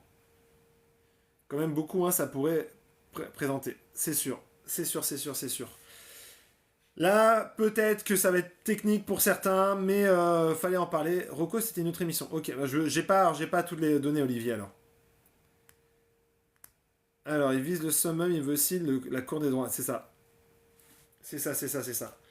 Alors, on va parler de Delphine Ernotte qui a annoncé de grands changements au sein de France Télévisions. Un changement radical. Elle veut faire de France Télévisions une grande plateforme numérique, web. Donc, on va voir ce qu'il en est. Attention, Chris, me traite pas de consanguin non plus. T'as le droit de penser ce que tu veux de moi. T'es pas obligé de rester sur le live si ça ne t'intéresse pas et si ça t'insupporte autant. Mais me traite pas de consanguin non plus. Elle a tué question pour un champion. Ah oui, ça c'est sûr. Elle leur a dit adieu. Ah. Alors, le petit jeu. Tadam. Tu n'as pas de modo. Pour le moment, moi je suis pour la liberté d'expression et je t'envoie les rushs. Ouais, y a pas de souci, Eric. Moi je suis pour la liberté d'expression et voilà, je trouve que tout le monde a le droit à la parole. Salut Samy, tout le monde a le droit de parole, tout le monde a le droit d'être présent. Et même si on est un électeur du RN ou de Zemmour, moi, tant qu'on n'est pas insultant et qu'on est d'accord de discuter, d'échanger, il n'y a aucun souci. Moi, je roule pour aucun parti et je suis là pour essayer de faire une analyse. Donc, si certains que ça peut ne pas plaire, tant pis pour eux. Salut, 31. Boubou et liberté d'expression a des limites. Tout à fait. Mais après, il a le droit de dire que je ne suis pas intéressant pour lui. Consanguin, ça frôle la légalité. C'est pour ça que je fais de la pédagogie comme Martin Jdari, qui n'en met France O, il n'y avait que ça de valable sur France Télévisions. Ouais. Ouf, on a enfin fini Morandini, Sartre, tout ça, je vais devenir complotiste à force de lui, c'est sûr. Alors, du côté de France Télévisions, on a des changements. Delphine Ernotte a annoncé, je vais répondre à vos questions, je vais vous donner juste un peu les infos. Dans une interview au Figaro, Delphine Ernotte a annoncé une grande réorganisation de France Télévisions. C'est quoi cette réorganisation? C'est qu'elle décide de modifier l'organisation de France Télévisions pour qu'on ne puisse plus penser uniquement pour la télévision et ensuite le web, mais penser au web en premier. Qu'est-ce que ça veut dire? Ça veut dire qu'il faut que chacun des programmes de France Télévisions puisse être adapté pour l'ensemble des supports. Pour TikTok, pour Instagram, pour une consommation en long. C'est-à-dire qu'elle est en train de réfléchir à tout modifier. Et 60% des salariés de France Télévisions seront concernés par cette réorganisation. Donc cette modification de France Télévisions sur le web, elle passera aussi par la création de contenu, de la vidéo, comment en gros on peut toucher le nouveau public. C'est pas bête ce qu'elle propose. C'est loin d'être stupide ce que propose Delphine Ernotte, parce que c'est aussi la nouvelle consommation des contenus de divertissement et d'information, c'est-à-dire de la vidéo sur le web, sur le téléphone, sur les plateformes, sur TikTok, sur Instagram, sur YouTube, sur Twitch, sur Snapchat. Donc comment est-ce qu'on peut aller sur ces territoires-là pour pouvoir les toucher? Parce qu'elle se rend aussi bien compte qu'il y a une partie de l'audience globale de la télévision qui est en train de s'éroder et de partir ailleurs. Donc comment est-ce on peut à la fois faire des économies, faire une transition sur le numérique? Bah ça passe par des nouvelles directions, des directions qui sont rassemblées. C'est aussi une nouvelle utilisation de l'IA. Elle veut utiliser une IA, on va dire, qui va être un support pour l'ensemble des équipes de France Télévisions. Et donc, mécaniquement, ils vont ouvrir une direction de l'IA au sein de France Télévisions. Toutefois, dans son projet, il y aura une suppression de 112 postes. Ces postes, ce n'est pas des licenciements, ça devrait davantage être des postes qui ne seront pas du coup remplacés. Donc suppression de 112 postes. Pourquoi elle fait ça? Parce qu'on serre les vis. On coupe des programmes en interne, on enlève certains directeurs, et donc voilà, on essaie de faire des économies, parce que je le rappelle, il demande en 2026 à Delphine Ernotte de faire 150 millions d'euros d'économies, soit l'équivalent du fonctionnement de France 5. Donc ça, c'est l'ensemble de la réorganisation de France Télévisions. Donc France O, ça pourrait revenir, mais donc ça veut dire ouvrir un nouveau budget. Donc il faut trouver de l'argent pour relancer France O. Le RN au pouvoir en France en 2027, ça donne quoi 5 ans plus tard? Ah, tu parles de politique. Pour France Télévisions, ça annonce quoi? Ça annoncerait en tout cas une privatisation dans les 2 ans à venir après l'arrivée au pouvoir du RN Donc ça veut dire la fin de l'audiovisuel public et donc un risque d'avoir aussi un journalisme qui s'affaiblit en France. France Télévisions veut transformer la plateforme à la Netflix française. C'est ça. Surtout qu'on sait que Netflix aujourd'hui réfléchit à faire des contenus vraiment anglais pour capter le téléspectateur. Et bien là, ça va être pareil à France Télévisions. Comment faire de l'info, comment faire du divertissement pour que les personnes puissent le consommer sur leur téléphone, sur leur ordinateur aujourd'hui. Qu'est-ce qui va piloter qui c'est qui va piloter les changements? Elle change les équipes et direction aussi. Alors, qui c'est qui va piloter les changements? C'est elle et son numéro 2, Stéphane Sibon Gomez. Elle va changer une partie des équipes, oui. Une partie de la direction, oui. Elle va mutualiser des directions, c'est-à-dire que des directeurs vont se retrouver avec des plus grands pôles et certains vont être en gros mis en dessous. Il y aura surtout le non-renouvellement de certains postes. C'est-à-dire que des gens vont partir et il n'y aura pas le renouvellement de leur poste. Donc ça va être à suivre. Une copie des États-Unis. Je pense de toute façon ça va passer par là, normalito. Ça va passer par là. Là, je parle vraiment des annonces de Delphine Ernotte. Je ne dis pas que ça va être validé. De toute façon, elle va devoir aussi rencontrer le présenter au CSE. Les syndicats vont devoir le valider. Enfin, il y aura des validations sur ce projet. Mais a priori, on devrait aller vers ça. Toi, tu te mets fidèle anti-FAF, ok. Un grand fond du site internet aussi. Oui, c'est sûr. Ernotte veut faire du No Limit Podcast. Un peu, ouais, Manzouana. Il va falloir augmenter le budget. Oui et non. Bah non. En vrai, si on passe sur le numérique, il y a l'argent qui va basculer. Et puis surtout, ça va être une mutualisation. Ça va faire des économies, tout ça. Netflix est signé avec TF1. Ouais. Par contre, France Télévisions, c'est disponible sur Amazon Prime. En tout cas, continue sur TikTok. Merci Sévan. En mettant énormément de programmes sur les plateformes, ça va tout simplement affaiblir la télévision. Ouais, mais parce que je pense, Jimmy, c'est Jimmy qui dit ça dans le chat, je pense, Jimmy, qu'elle est consciente que la télévision est déjà affaiblie. Et donc, elle se dit, prenons le virage maintenant, au moment où la télévision est en train de faiblir, pour prendre un secteur, investir le secteur du web en étant vraiment plus performant et plus accessible, puisqu'il y a aujourd'hui une énorme consommation des sites web. Il faut savoir qu'aujourd'hui, on est quasiment sur plus de 9 Français sur 10 qui ont un accès à Internet. Donc, Internet, c'est un nouveau secteur, un nouveau segment pour attirer le public. Et donc, elle sait très bien que c'est un domaine où il faut investir. Moi, je trouve que c'est plutôt une bonne idée. Maintenant, à voir, il y a une direction de l'IA, ce que ça va donner. Tu penses que quelqu'un pour un champion sera toujours... question pour un champion sera toujours ou pas? Non, je pense que ça va arrêter d'ici 2 ans. Quand elle a viré Patrick Sébastien, j'avais des doutes, mais quand je vois ce qu'il devient, c'est ok. Elle n'a pas viré Patrick Sébastien. C'est surtout qu'elle n'a pas renouvelé certains contrats. Et c'est lui qui a dit, je claque la porte et je me tire. Mais c'est parce qu'elle n'a pas renouvelé certains contrats. Patrick Sébastien n'avait pas de contrat à France Télévisions. Elle a viré la Pix quand même. Ça, c'est vrai. Alors, techniquement, elle n'a pas viré la Pix, elle lui a proposé un placard et elle s'est dit, ça ne m'intéresse pas, je me tire.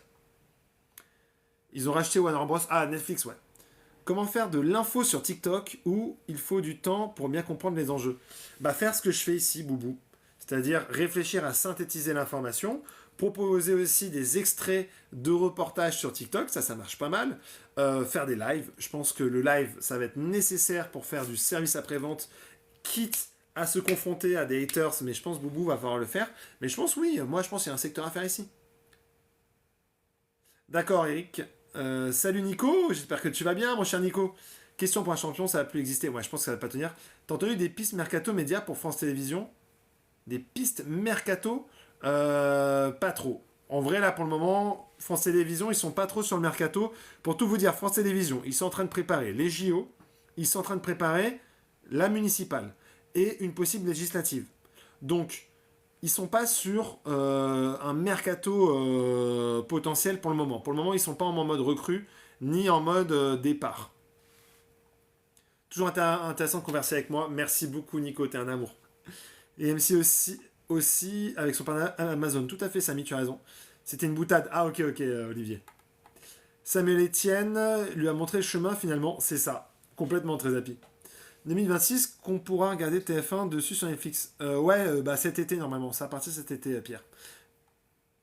Les médias ne sont plus le 5e pouvoir. C'est vrai que ça l'est de moins en moins. Oui, mais c'est via les applis. C'est vrai. C'est van. Pierre, pour toi, question pour un champion, d'ici 2 ans, ça n'existe plus. Ouais, je t'ai répondu. J'ai 3 ados à la maison, dit Olivier, mais ils sont pas prêts à regarder sur le portable. Sauf que, avec les algorithmes, ça va tomber sur un téléphone portable. Ils vont tomber sur du contenu de France Télévisions. On tombe des fois par hasard dessus. Donc je pense que tes ados, ils vont tomber dessus à un moment ou à un autre si ces territoires, ils sont présents.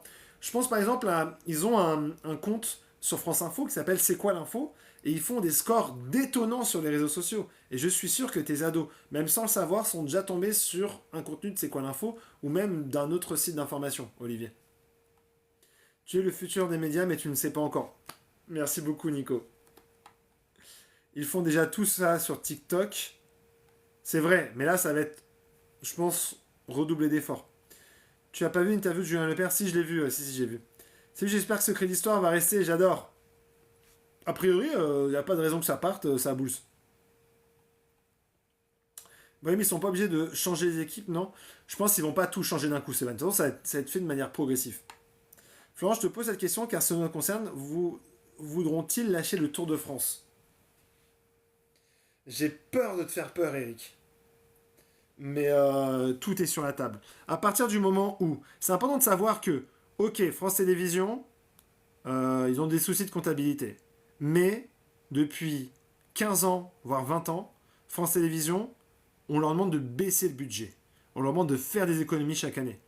Donc, que demain, France Télévisions ne diffuse plus Tour de France, c'est possible. Ou en partie. Que ce soit, je sais pas, peut-être sur M6, peut-être sur une autre chaîne. C'est possible. Et c'est à prendre en compte. Vraiment, ça prend en compte. Merci Nico pour ce que tu m'envoies. C'est à prendre en compte. C'est vraiment... C'est possible parce que le rugby, on ne s'y attendait pas. Le rugby, ils l'ont acheté l'année dernière. Ils l'ont acheté l'année dernière, le rugby. Ils l'ont acheté l'année dernière. Et là, ils seraient capables éventuellement, en effet, ils pourraient céder le Tour de France. Ils ont bien cédé un peu de Roland Garros. Ouais, Julien Lepers, j'ai vu, ouais, il a dit que c'est Samuel Etienne qui a mis fin à la question pour un champion. Perso, pour les infos Flan Guadeloupe TV, c'est la chaîne Montant et sûr. Merci Normalito. Question pour un champion, c'est le plus ancien programme du groupe France Télévisions. C'est possible, c'est possible. Merci Nico. Merci Pierre, ouais, vous êtes trop top dans le chat. Qu'ils arrêtent avec leur film nul le soir sur France 2 pour passer un peu plus de débat. Après, je crois ils doivent mettre du film aussi de temps en temps, Eric. Le quiz des champions avec Flavie Flamand, à voir ce que ça va donner. C'est vrai. Elle s'en sort, hein, Flavie. Hein. Delphine, elle veut plus un programme adaptation à l'étranger. Aussi. Bah parce que surtout, je pense, elle veut éviter d'acheter des programmes trop chers. Ils vont pas supprimer le Tour de France quand même. Après, je pense le Tour de France doit quand même rester en clair. Mais il est possible qu'ils puissent, pas supprimer, mais céder les droits. Ça passerait sur TF1, TMC. Ouais, c'est possible, Eric. Tu as raison, hein. Tu as raison.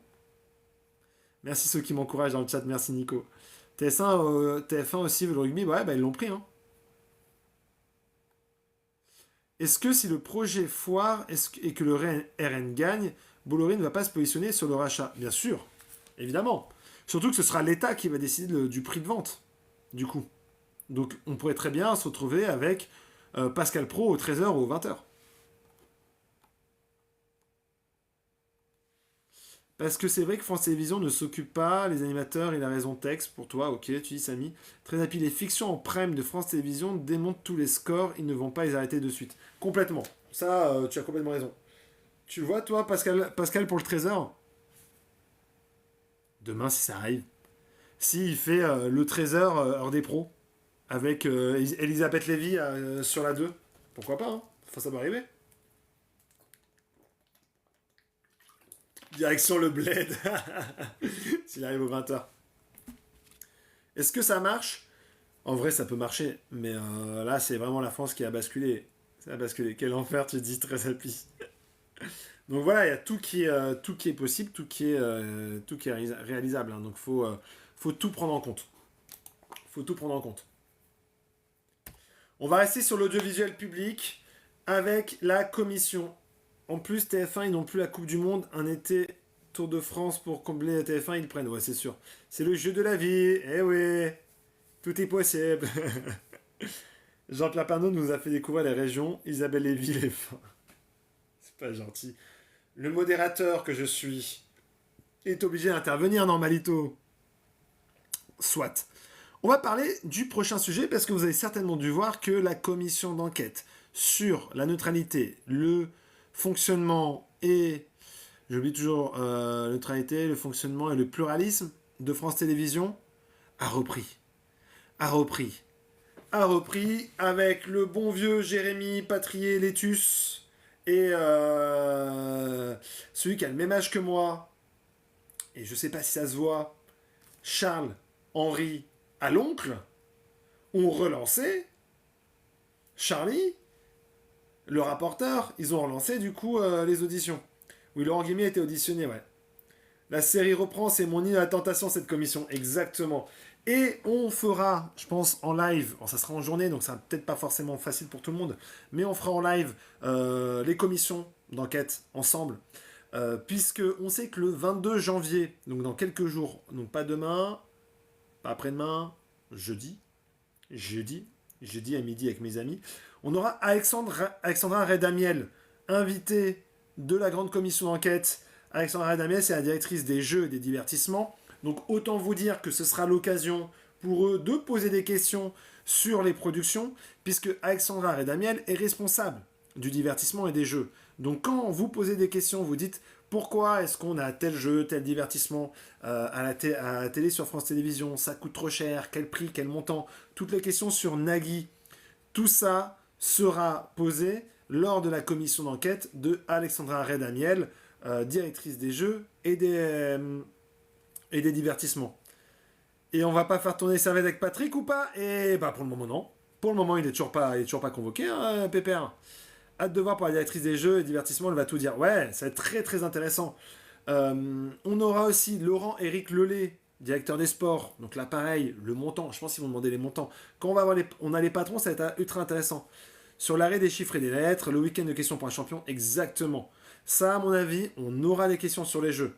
C'est ce jeudi, à suivre, ça sera plutôt intéressant, je pense savoir. Ils ont déjà fait le tri des personnes à auditionner, ils sont trop forts à France Télévisions. Ouais, bah, je pense qu'ils vont prévoir le coup. Le 27 janvier, on aura Anne Homels, la patronne de la fiction. Pareil, on demandera le montant des fictions, quelle fiction à venir, etc. On aura Manuel Alduy, le patron du cinéma, ennemi sur X de Destination Télé. Ça aussi, ça sera très intéressant. Alors Nagui est censé être convoqué, mais on n'a toujours pas la date. Donc pour le moment, on n'a rien. Jean Lepers a convoqué? Non. Non, mais le sport, c'est ultra opaque, aucune chance que ça sorte réellement. On verra, parce qu'ils diront quand même que c'est le service public, il faut donner des réponses. Est-ce que tu comprends l'acharnement de CNews et à longue sur Nagui? Non. Non, pas du tout, Manzwana. Par contre, un France 2 avec moins de Nagui, je prends. Ça, tu dis, Eric. Ça, t'as le droit de ne pas aimer. Salamé sera convoqué, bien sûr, puisque... Donc le 27, je vous ai dit, on aura la fiction, le cinéma, les magazines.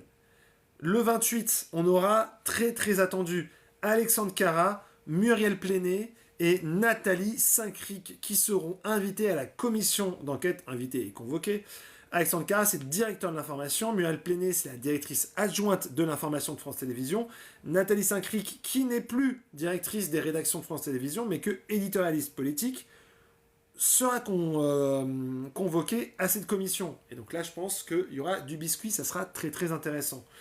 Et le 2 février, nous aurons en effet Léa Salamé et Laurent Delahousse convoqués à la commission d'enquête. Très certainement, Léa Salamé recevra énormément de questions et je pense que ça sera très intéressant à suivre. Quelles seront les défenses qui seront tenues? Quelles seront les questions qui seront posées? Est-ce que les membres de la commission vont suivre les recommandations qui ont été faites, les nouvelles règles qui ont évolué? Tout ça sera à suivre prochainement, mais je crois que Charles Alonc ne va pas suivre les règles sur les réseaux sociaux. Donc ça sera très important à suivre. C'est quoi la date pour la rédac de France Télévisions? C'est le...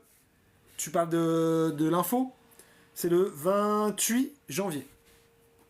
La semaine prochaine. Le plus que j'ai hâte, allez comme toi, ça sera directrice des jeux et divertissements. Ok, ils vont se régaler ces news. Ah ouais, bah là, c'est sûr. Tu me donnes 100 boules. Est-ce que t'expliques 100 boules. Est-ce que t'expliques le Kanagi? J'ai pas compris, Olivier. Désolé. Ils vont parler à Salamé de son salaire, évidemment. Évidemment. Évidemment. Et ça sera le 2 février. La date d'anniversaire de ma maman. Voilà. Vous en faites ce que vous voulez de cette information. Mais voilà. On aura ça, ces convocations. Et ça sera très intéressant à suivre. Vraiment très très intéressant à suivre. Ouais, c'est le salaire de Léa Salamé. En effet, c'est 25 000 euros par mois. Et on avait fait le calcul par an, ça fait beaucoup. La Mama Guadalupe, claro que sí, sí, sí. Que mi madre. C'est là, c'est au cumpleaños. Il y a des hauts fonctionnaires qui gagnent autant que le Salamé et qui ne peuvent pas être virés. Tu as raison, Eric. Tu as 100% raison. Brut ou net? Oula, je sais, c'est brut, certainement, brut.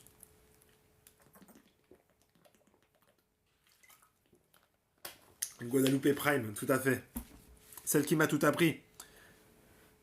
N'hésite pas à faire un post avec les dates, au moins en story si tu te sens. Ah ouais, pas con, Sébastien, je le ferai.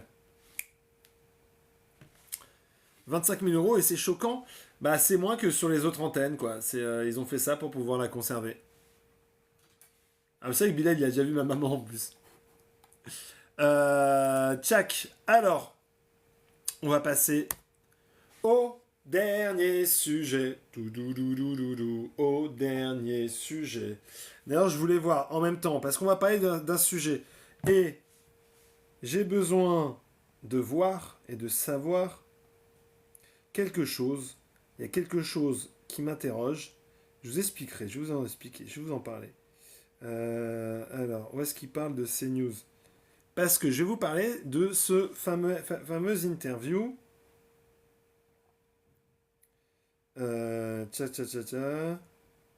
Et bah ouais, c'est ça. Et bah ouais.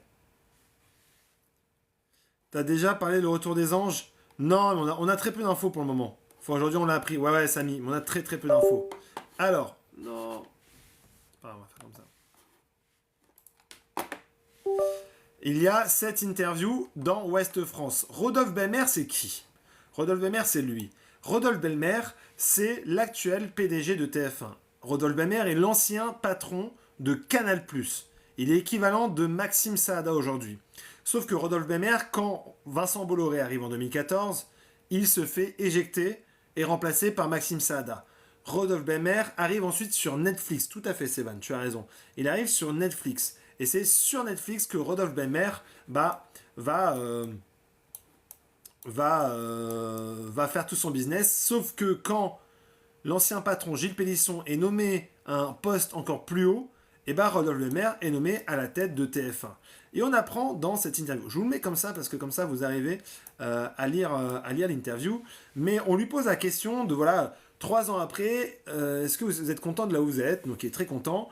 Il raconte que son projet est d'accélérer, et comme un peu France Télévisions, le développement du digital de TF1 pour en faire une destination de référence pour le divertissement et l'information des Français. Donc il a un projet, un peu comme Delphine Anotte, de digitaliser le groupe TF1. Donc ça passe par l'arrivée Netflix de TF1 sur Netflix. Nous affinons, mais ce sera en juin, donc on a date juin 2026.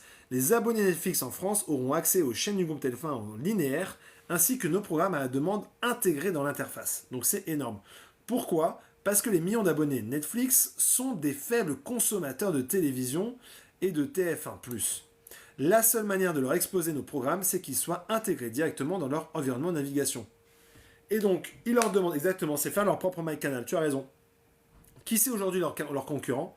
Eh bien, c'est YouTube, qui capte une part considérable du temps de divertissement des Français. La plateforme est gratuite, vend la publicité à des tarifs beaucoup plus bas que la télévision. C'est un enjeu majeur, c'est niveau revenu. Il est impossible de financer la même qualité de création. YouTube favorise le low cost, qui peut à terme altérer la qualité des programmes proposés au public. Complètement. Surtout que l'on sait que le marché publicitaire a été impacté par les décisions, notamment par exemple Lidl qui a décidé de se retirer de la télévision pour être uniquement sur le web. Donc ça va être ultra intéressant. Comment allez-vous innover? Donc ça n'intéresse pas. On apprend que TF1 a toujours pour projet de racheter M6 à partir de 2028. Donc ce projet va être remis sur la table.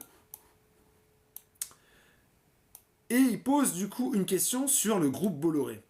Et là, en fait, c'est très très intéressant sur le groupe Bolloré, parce que cette interview que vous avez face à vous, je l'ai grâce à Caféine. Donc Caféine propose l'interview présente sur le print. Sauf que dans la version web, on a une interview différente au sujet de Vincent Bolloré. Vous voyez ici, nous avons notre seule boussole. Donc il pose la question, où vous situez-vous par rapport à Vincent Bolloré? Et il répond, notre seule boussole est d'être au service de tous les Français. Nous produisons une information de qualité responsable, non partisane, qui reflète leurs préoccupations. Et c'est la même réponse qu'ils mettent sur le web. Alors tu me demandes, très happy, dans quelques années la télé par satellite va disparaître pour passer à des plateformes. Complètement, Eric, tout à fait. Très happy, TF1 va-t-elle modifier ses formats pour s'adapter aux utilisateurs Netflix, comme l'a dit Matt Damon? Ouais, je pense que oui, je pense clairement, hein. On va y être. Mais ce qui est plus intéressant, c'est la suite. CNews, qui appartient au groupe Bolloré, s'est classé en première chaîne d'information de France en 2025. Qu'en pensez-vous? Et donc là, dans la version print, il répond: le positionnement éditorial des médias du groupe Bolloré est très différent d'une autre. La mission sociale de TF1, c'est d'informer et de contribuer au bon fonctionnement démocratique, mais aussi d'être un acteur de la cohésion nationale. Nous ne sommes au service d'aucun homme, d'aucun parti, d'aucune idéologie, et nous ne cherchons pas à façonner l'opinion. Ça, c'est très intéressant. Déjà, cette phrase, c'est un vrai taquet en direction de Vincent Bolloré. Nous sommes au service d'aucun homme, Vincent Bolloré, d'aucun parti, l'extrême droite, d'aucune idéologie, l'extrême droite. Et nous ne cherchons pas à façonner l'opinion, c'est-à-dire CNews cherche à façonner l'opinion. Très intéressant. Là où l'interview s'arrête ici, sur la partie web, il s'ajoute, juste après, nous ne cherchons pas à façonner l'opinion, une société apaisée et soudée est une société dans laquelle on a envie de vivre ensemble. Nous, on ne souhaite pas attiser les tensions ou souffler sur les braises, on se met au service du débat, on ne veut pas participer au débat. C'est très intéressant parce que du coup, ça veut dire que la communication de TF1, la communication de TF1, après la publication de l'interview dans les colonnes de Ouest France, s'est dit: on n'y a pas été assez fort, salut un point c'est tout, on n'y a pas été assez fort contre CNews, et on va ajouter que eux attisent les braises de l'opinion, les braises, comme ils disent, les tensions, souffler sur les braises, poser les problèmes, et donc participer au débat. Il prend parti, bien sûr. Il accuse, il prend parti. Maintenant, il dit, le groupe TF1 ne cherche pas à faire... comment dire? À faire... Il a dit quoi? Ne cherche pas à façonner l'opinion. Et ça, un tacle de Dimeco sur Ginola, bien sûr. Et ça a fait réagir notre bon vieux Pascal Praud. Je vous propose d'écouter la réaction de Pascal Praud, du coup, aux attaques, en tout cas aux tacles effectués par Rodolphe Belmer. Et parallèlement, vous avez Rodolphe Belmer qui m'a amusé d'une certaine manière ce week-end, qui dans une interview a dit: oui, nous voulons être un acteur de la cohésion sociale. Pourquoi pas? Pourquoi pas? Nous voulons être un acteur. Et il dit, ceci une défense de ses audiences d'LCI, complètement Sévan. Souhaitons pas attiser les tensions et souffler sur les braises. Souffler sur les braises. Ça, c'est intéressant. Ça, c'est intéressant. Parce que c'est toujours la même chose. Toujours la même chose. Je vous l'imite, comme ça vous le voyez, hein, parce que je peux pas vous montrer, mais je vous le mime, comme ça vous pouvez davantage le voir. C'est toujours la même chose. C'est-à-dire qu'il y a des tensions, ignorons-les, dit Rodolphe Belmer. Il y a des braises, laissons-les brûler. Laissons-les brûler. Dit Rodolphe Belmer. L'expression jeter sur l'huile sur le feu, je le dis souvent, elle implique qu'il y a le feu. L'expression l'huile sur le feu implique qu'il y a le feu. Et oui, et l'eau, ça mouille.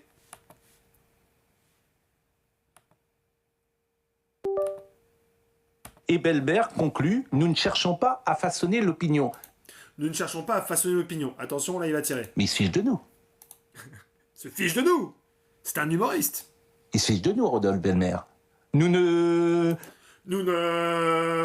cherchons pas à façonner l'opinion avec ce qui se dit tous les soirs dans son émission Quotidien. Mais il nous prend pour qui? Nous prend pour qui? Donc on est aujourd'hui, voilà. Et alors, Rodolphe Belmer, pas une question d'ailleurs sur Quotidien dans Ouest France, mais c'est normal, c'est les mêmes. C'est-à-dire que c'est des médias ultra progressistes, voire wokistes. Pas une question sur Quotidien à Rodolphe Belmer dans l'Ouest France. Donc vous êtes dans cette bataille culturelle qui existe aujourd'hui. Et moi je suis là que pour une chose le matin, la décrypter. Qui contestera ce que je dis ? Qui peut contester ce que je viens de dire à l'instant ? Et je vous laisse la parole. Ce qui est intéressant, c'est que sous couvert de neutralité... Alors c'est très intéressant ce que dit Pascal Praud, parce que il a en partie raison. En partie raison. Pourquoi je dis que Pascal Praud a en partie raison ? Je dis que Pascal Praud a en partie raison parce que, en effet, tous les médias, j'arrive pas à comprendre la jalousie. Ouais, bah parce qu'ils sont plus beaux que moi. Même sa voix, je peux pas. Pourquoi il a en partie raison ? Parce que tous les médias, même moi, ce que je fais ici, nous façonnons l'opinion. C'est-à-dire les angles des reportages, des articles, des audios, des JT, les choix éditoriaux qui sont faits, façonnent l'opinion publique, permettent en fait aux téléspectateurs, au lecteur, à l'internaute, à l'auditeur, de se faire lui-même une opinion par rapport aux faits qui sont présentés, par rapport aux sujets qui vont être décidés. C'est-à-dire, par exemple, ce matin, Pascal Praud a parlé énormément des débordements qu'il y a eu après la victoire du Sénégal face à la CAN. Mais sur LCI, à la même heure, on parlait de l'accident très grave qu'il y a eu en Andalousie, en Espagne, qui a fait plusieurs morts entre deux trains qui sont rentrés dedans. Et sur BFM, on évoquait la décision de Sébastien Lecornu de passer sur le 49.3. Ça veut dire qu'on est sur des lignes éditoriales différentes. Donc, il est faux de dire que le groupe TF1 ne façonne pas l'opinion. Il a raison. Il a raison sur ce point-là. Parce qu'en effet, LCI, ils ont des éditorialistes.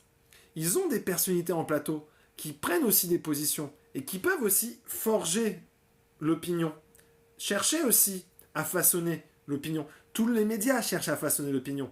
Donc ça, c'est vrai, c'est réel, quotidien. Ils ont une ligne éditoriale. Les lignes éditoriales façonnent l'opinion. Mais en fait, c'est la base même du journalisme. À partir du moment où on décide de vous mettre un fait devant les yeux, on prend la décision de mettre ce fait devant le public. Juste, on a une ligne éditoriale, on suit des règles qu'on s'est nous imposées, on se dit à peu près comment on travaille, ça devrait plaire, ça devrait moins plaire. Mais on suit ces règles-là. Donc, mécaniquement, Quotidien, CNews, TF1, France 2, LCI, France Info, BFM, ils ont des lignes éditoriales qui façonnent l'opinion. Pascal Perry, wokiste, la bonne blague, tu dis Sévan, oui c'est vrai. Diriger le regard des gens sur les mêmes causes, à chaque fois tu orientes la pensée. Maintenant, la différence, c'est qu'il dit nous ne cherchons pas à façonner l'opinion. Elle est là la nuance. Il dit pas nous façonnons l'opinion. C'est qu'il dit en gros que sur CNews et sur les médias Bolloré, leur objectif c'est de façonner l'opinion. Sur TF1, ils disent c'est pas leur objectif à eux. Ils ne font pas de l'information dans le but de façonner une opinion. Et elle est là en fait la nuance qu'on pourrait mettre. Les choix éditoriaux façonnent de manière subliminale. Ouais, complètement. En imitant Pro, tu façonnes l'opinion. Oh bah oui, Olivier Coco, complètement. Il y a une petite fin parce qu'il met des taquets à quotidien, il faut écouter quand même. Et d'objectivité, il y a un agenda, parce que quand on parle de cohésion, etc., qu'on le veuille ou non, c'est un agenda idéologique et politique. Mais bien sûr. Bien sûr, la cohésion nationale, le vivre ensemble, les gens qui ne se tapent pas sur la gueule, c'est de la politique. Et qu'il soit assumé, au moins. Mais je répète, moi je trouve que la phrase la plus intéressante, d'ailleurs, nous ne souhaitons pas attiser les tensions et souffler sur les braises. Mais idéologique, ça. Personne ne souhaite, souffler sur les braises. Nous sommes là pour témoigner de la réalité. Et M. Belmer, il dit non. Non, mais quand vous dites que nous la ne France... témoignerons pas. Et de fait, ils ne veulent pas témoigner. C'est-à-dire que ce qui s'est passé cette nuit dans Paris, regardez sur les autres chaînes, on en parlera tout à l'heure, ce qui s'est passé cette nuit dans Paris après Sénégal, Maroc, on n'en parlera pas. Parce que ça ne correspond pas à l'idéologie. J'essaie vraiment de vous imiter au mieux pour vous. Hein. Vraiment au mieux pour vous pour que ce soit intéressant. Oula, vous avez vu le beau gosse. Parce qu'après être passion, la cuisine, le sport et le dénigrement. Donc voilà, c'était un peu pour mettre l'église au centre du village. Mais il y avait d'autres annonces. On apprend, par exemple, que Du côté des programmes, on a le diplôme qui était lancé. Le nouveau jeu qui sera le plus nul a aussi très bien démarré. Est-ce qu'il y aura une suite? On ne sait pas, mais en tout cas, il a rencontré bon succès. On aura le retour, du coup, ça, c'était annoncé, de Danse avec les stars. Son témoin, c'est Patrick Balkany, bien sûr. L'église au centre du visa. Koh-Lanta, The Voice, Masked Singer et l'été 36, une nouvelle série dans le sens comme Bazar la charité et les combattantes. Donc ça, on va dire, ça va être les nouveautés. Il n'annonce pas Ninja Warrior qui a été annoncé comme annulé par Clément Garin. La série Kata, est-ce qu'elle reviendra? On diffusera la saison 2 au premier semestre. C'est un gros événement, les jeunes adorent. Donc à voir. À voir les nouveautés. La série HPI est-elle bien terminée? On aimerait bien poursuivre, mais Audrey Fleurot a voulu mettre un point final. Mais peut-être que ça viendra un jour. La Star Academy, donc là il dit que c'est génial, etc. On s'adore. La finale aura lieu le 7 février. Enfin, parce que ça dure depuis un siècle, la Starac. Un siècle. On n'en peut plus. Hein.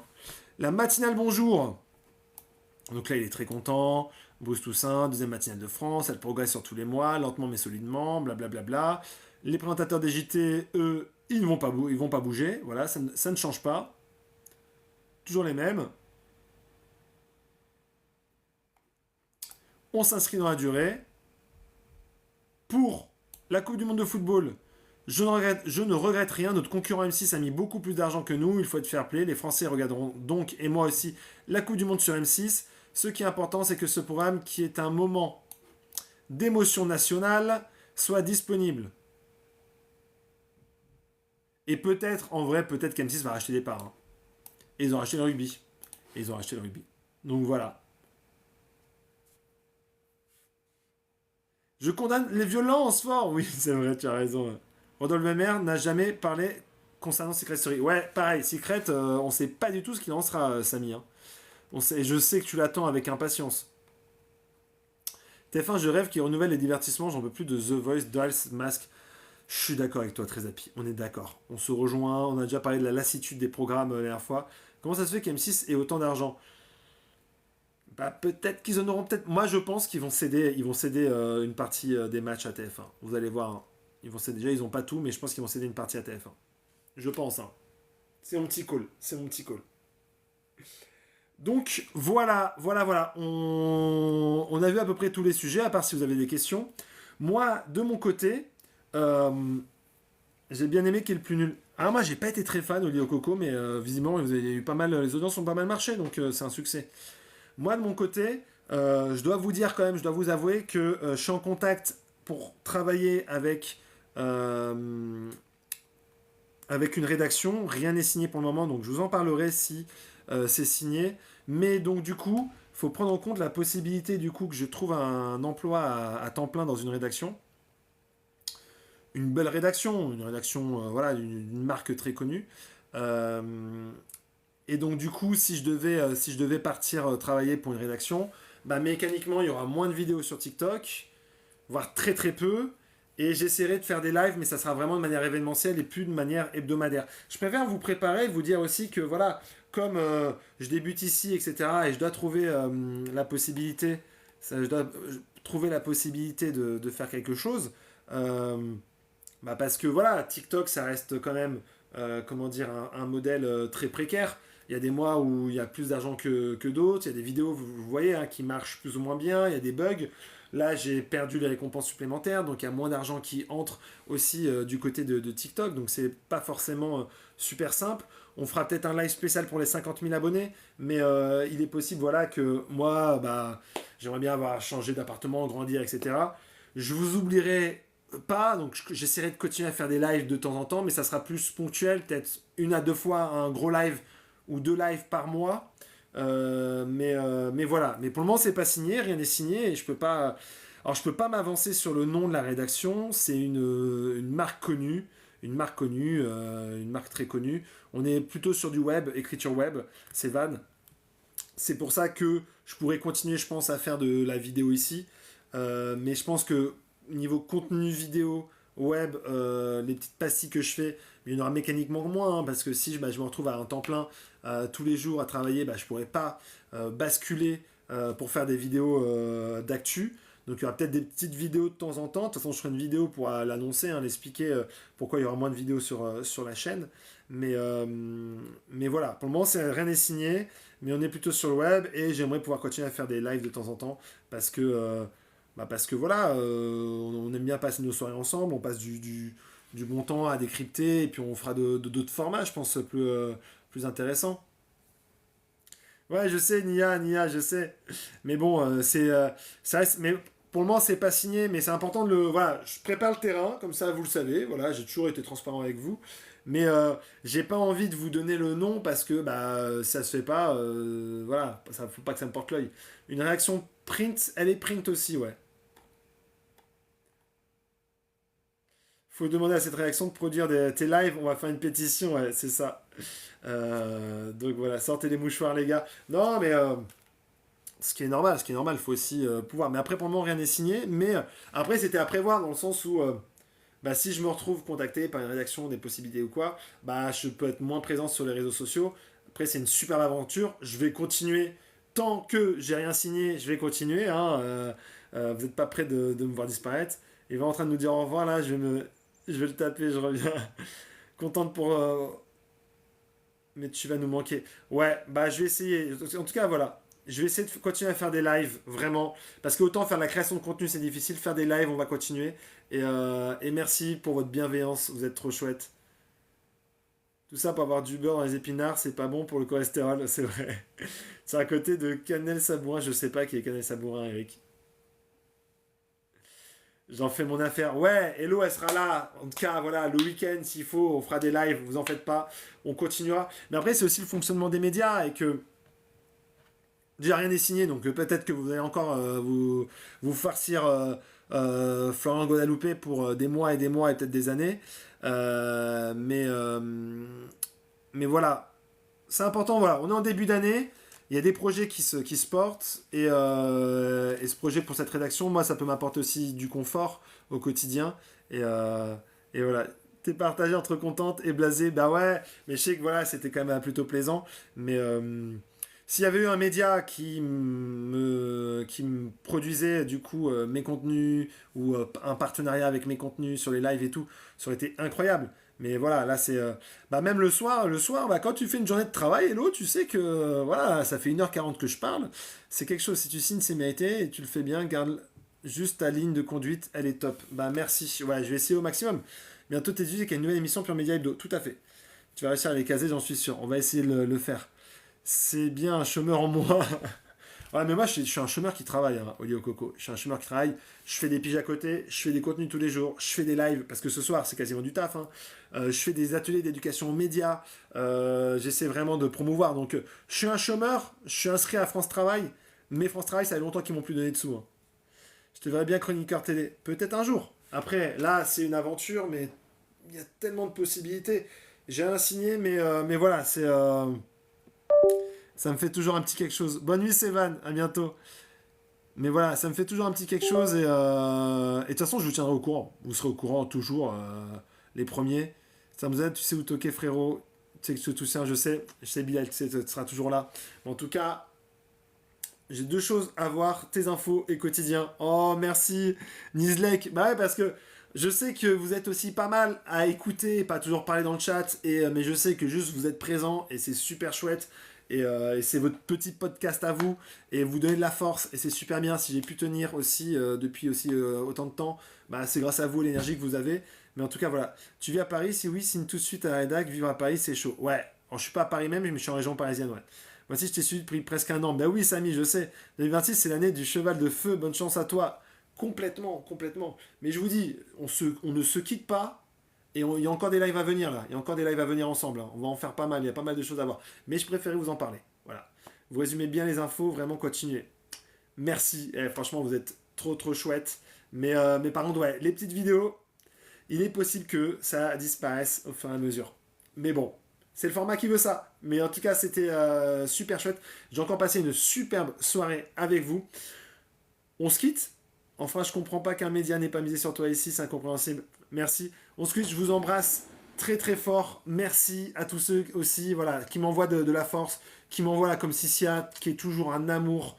Et vraiment, Vous êtes super, et vous allez me faire pleurer, alors pour rien.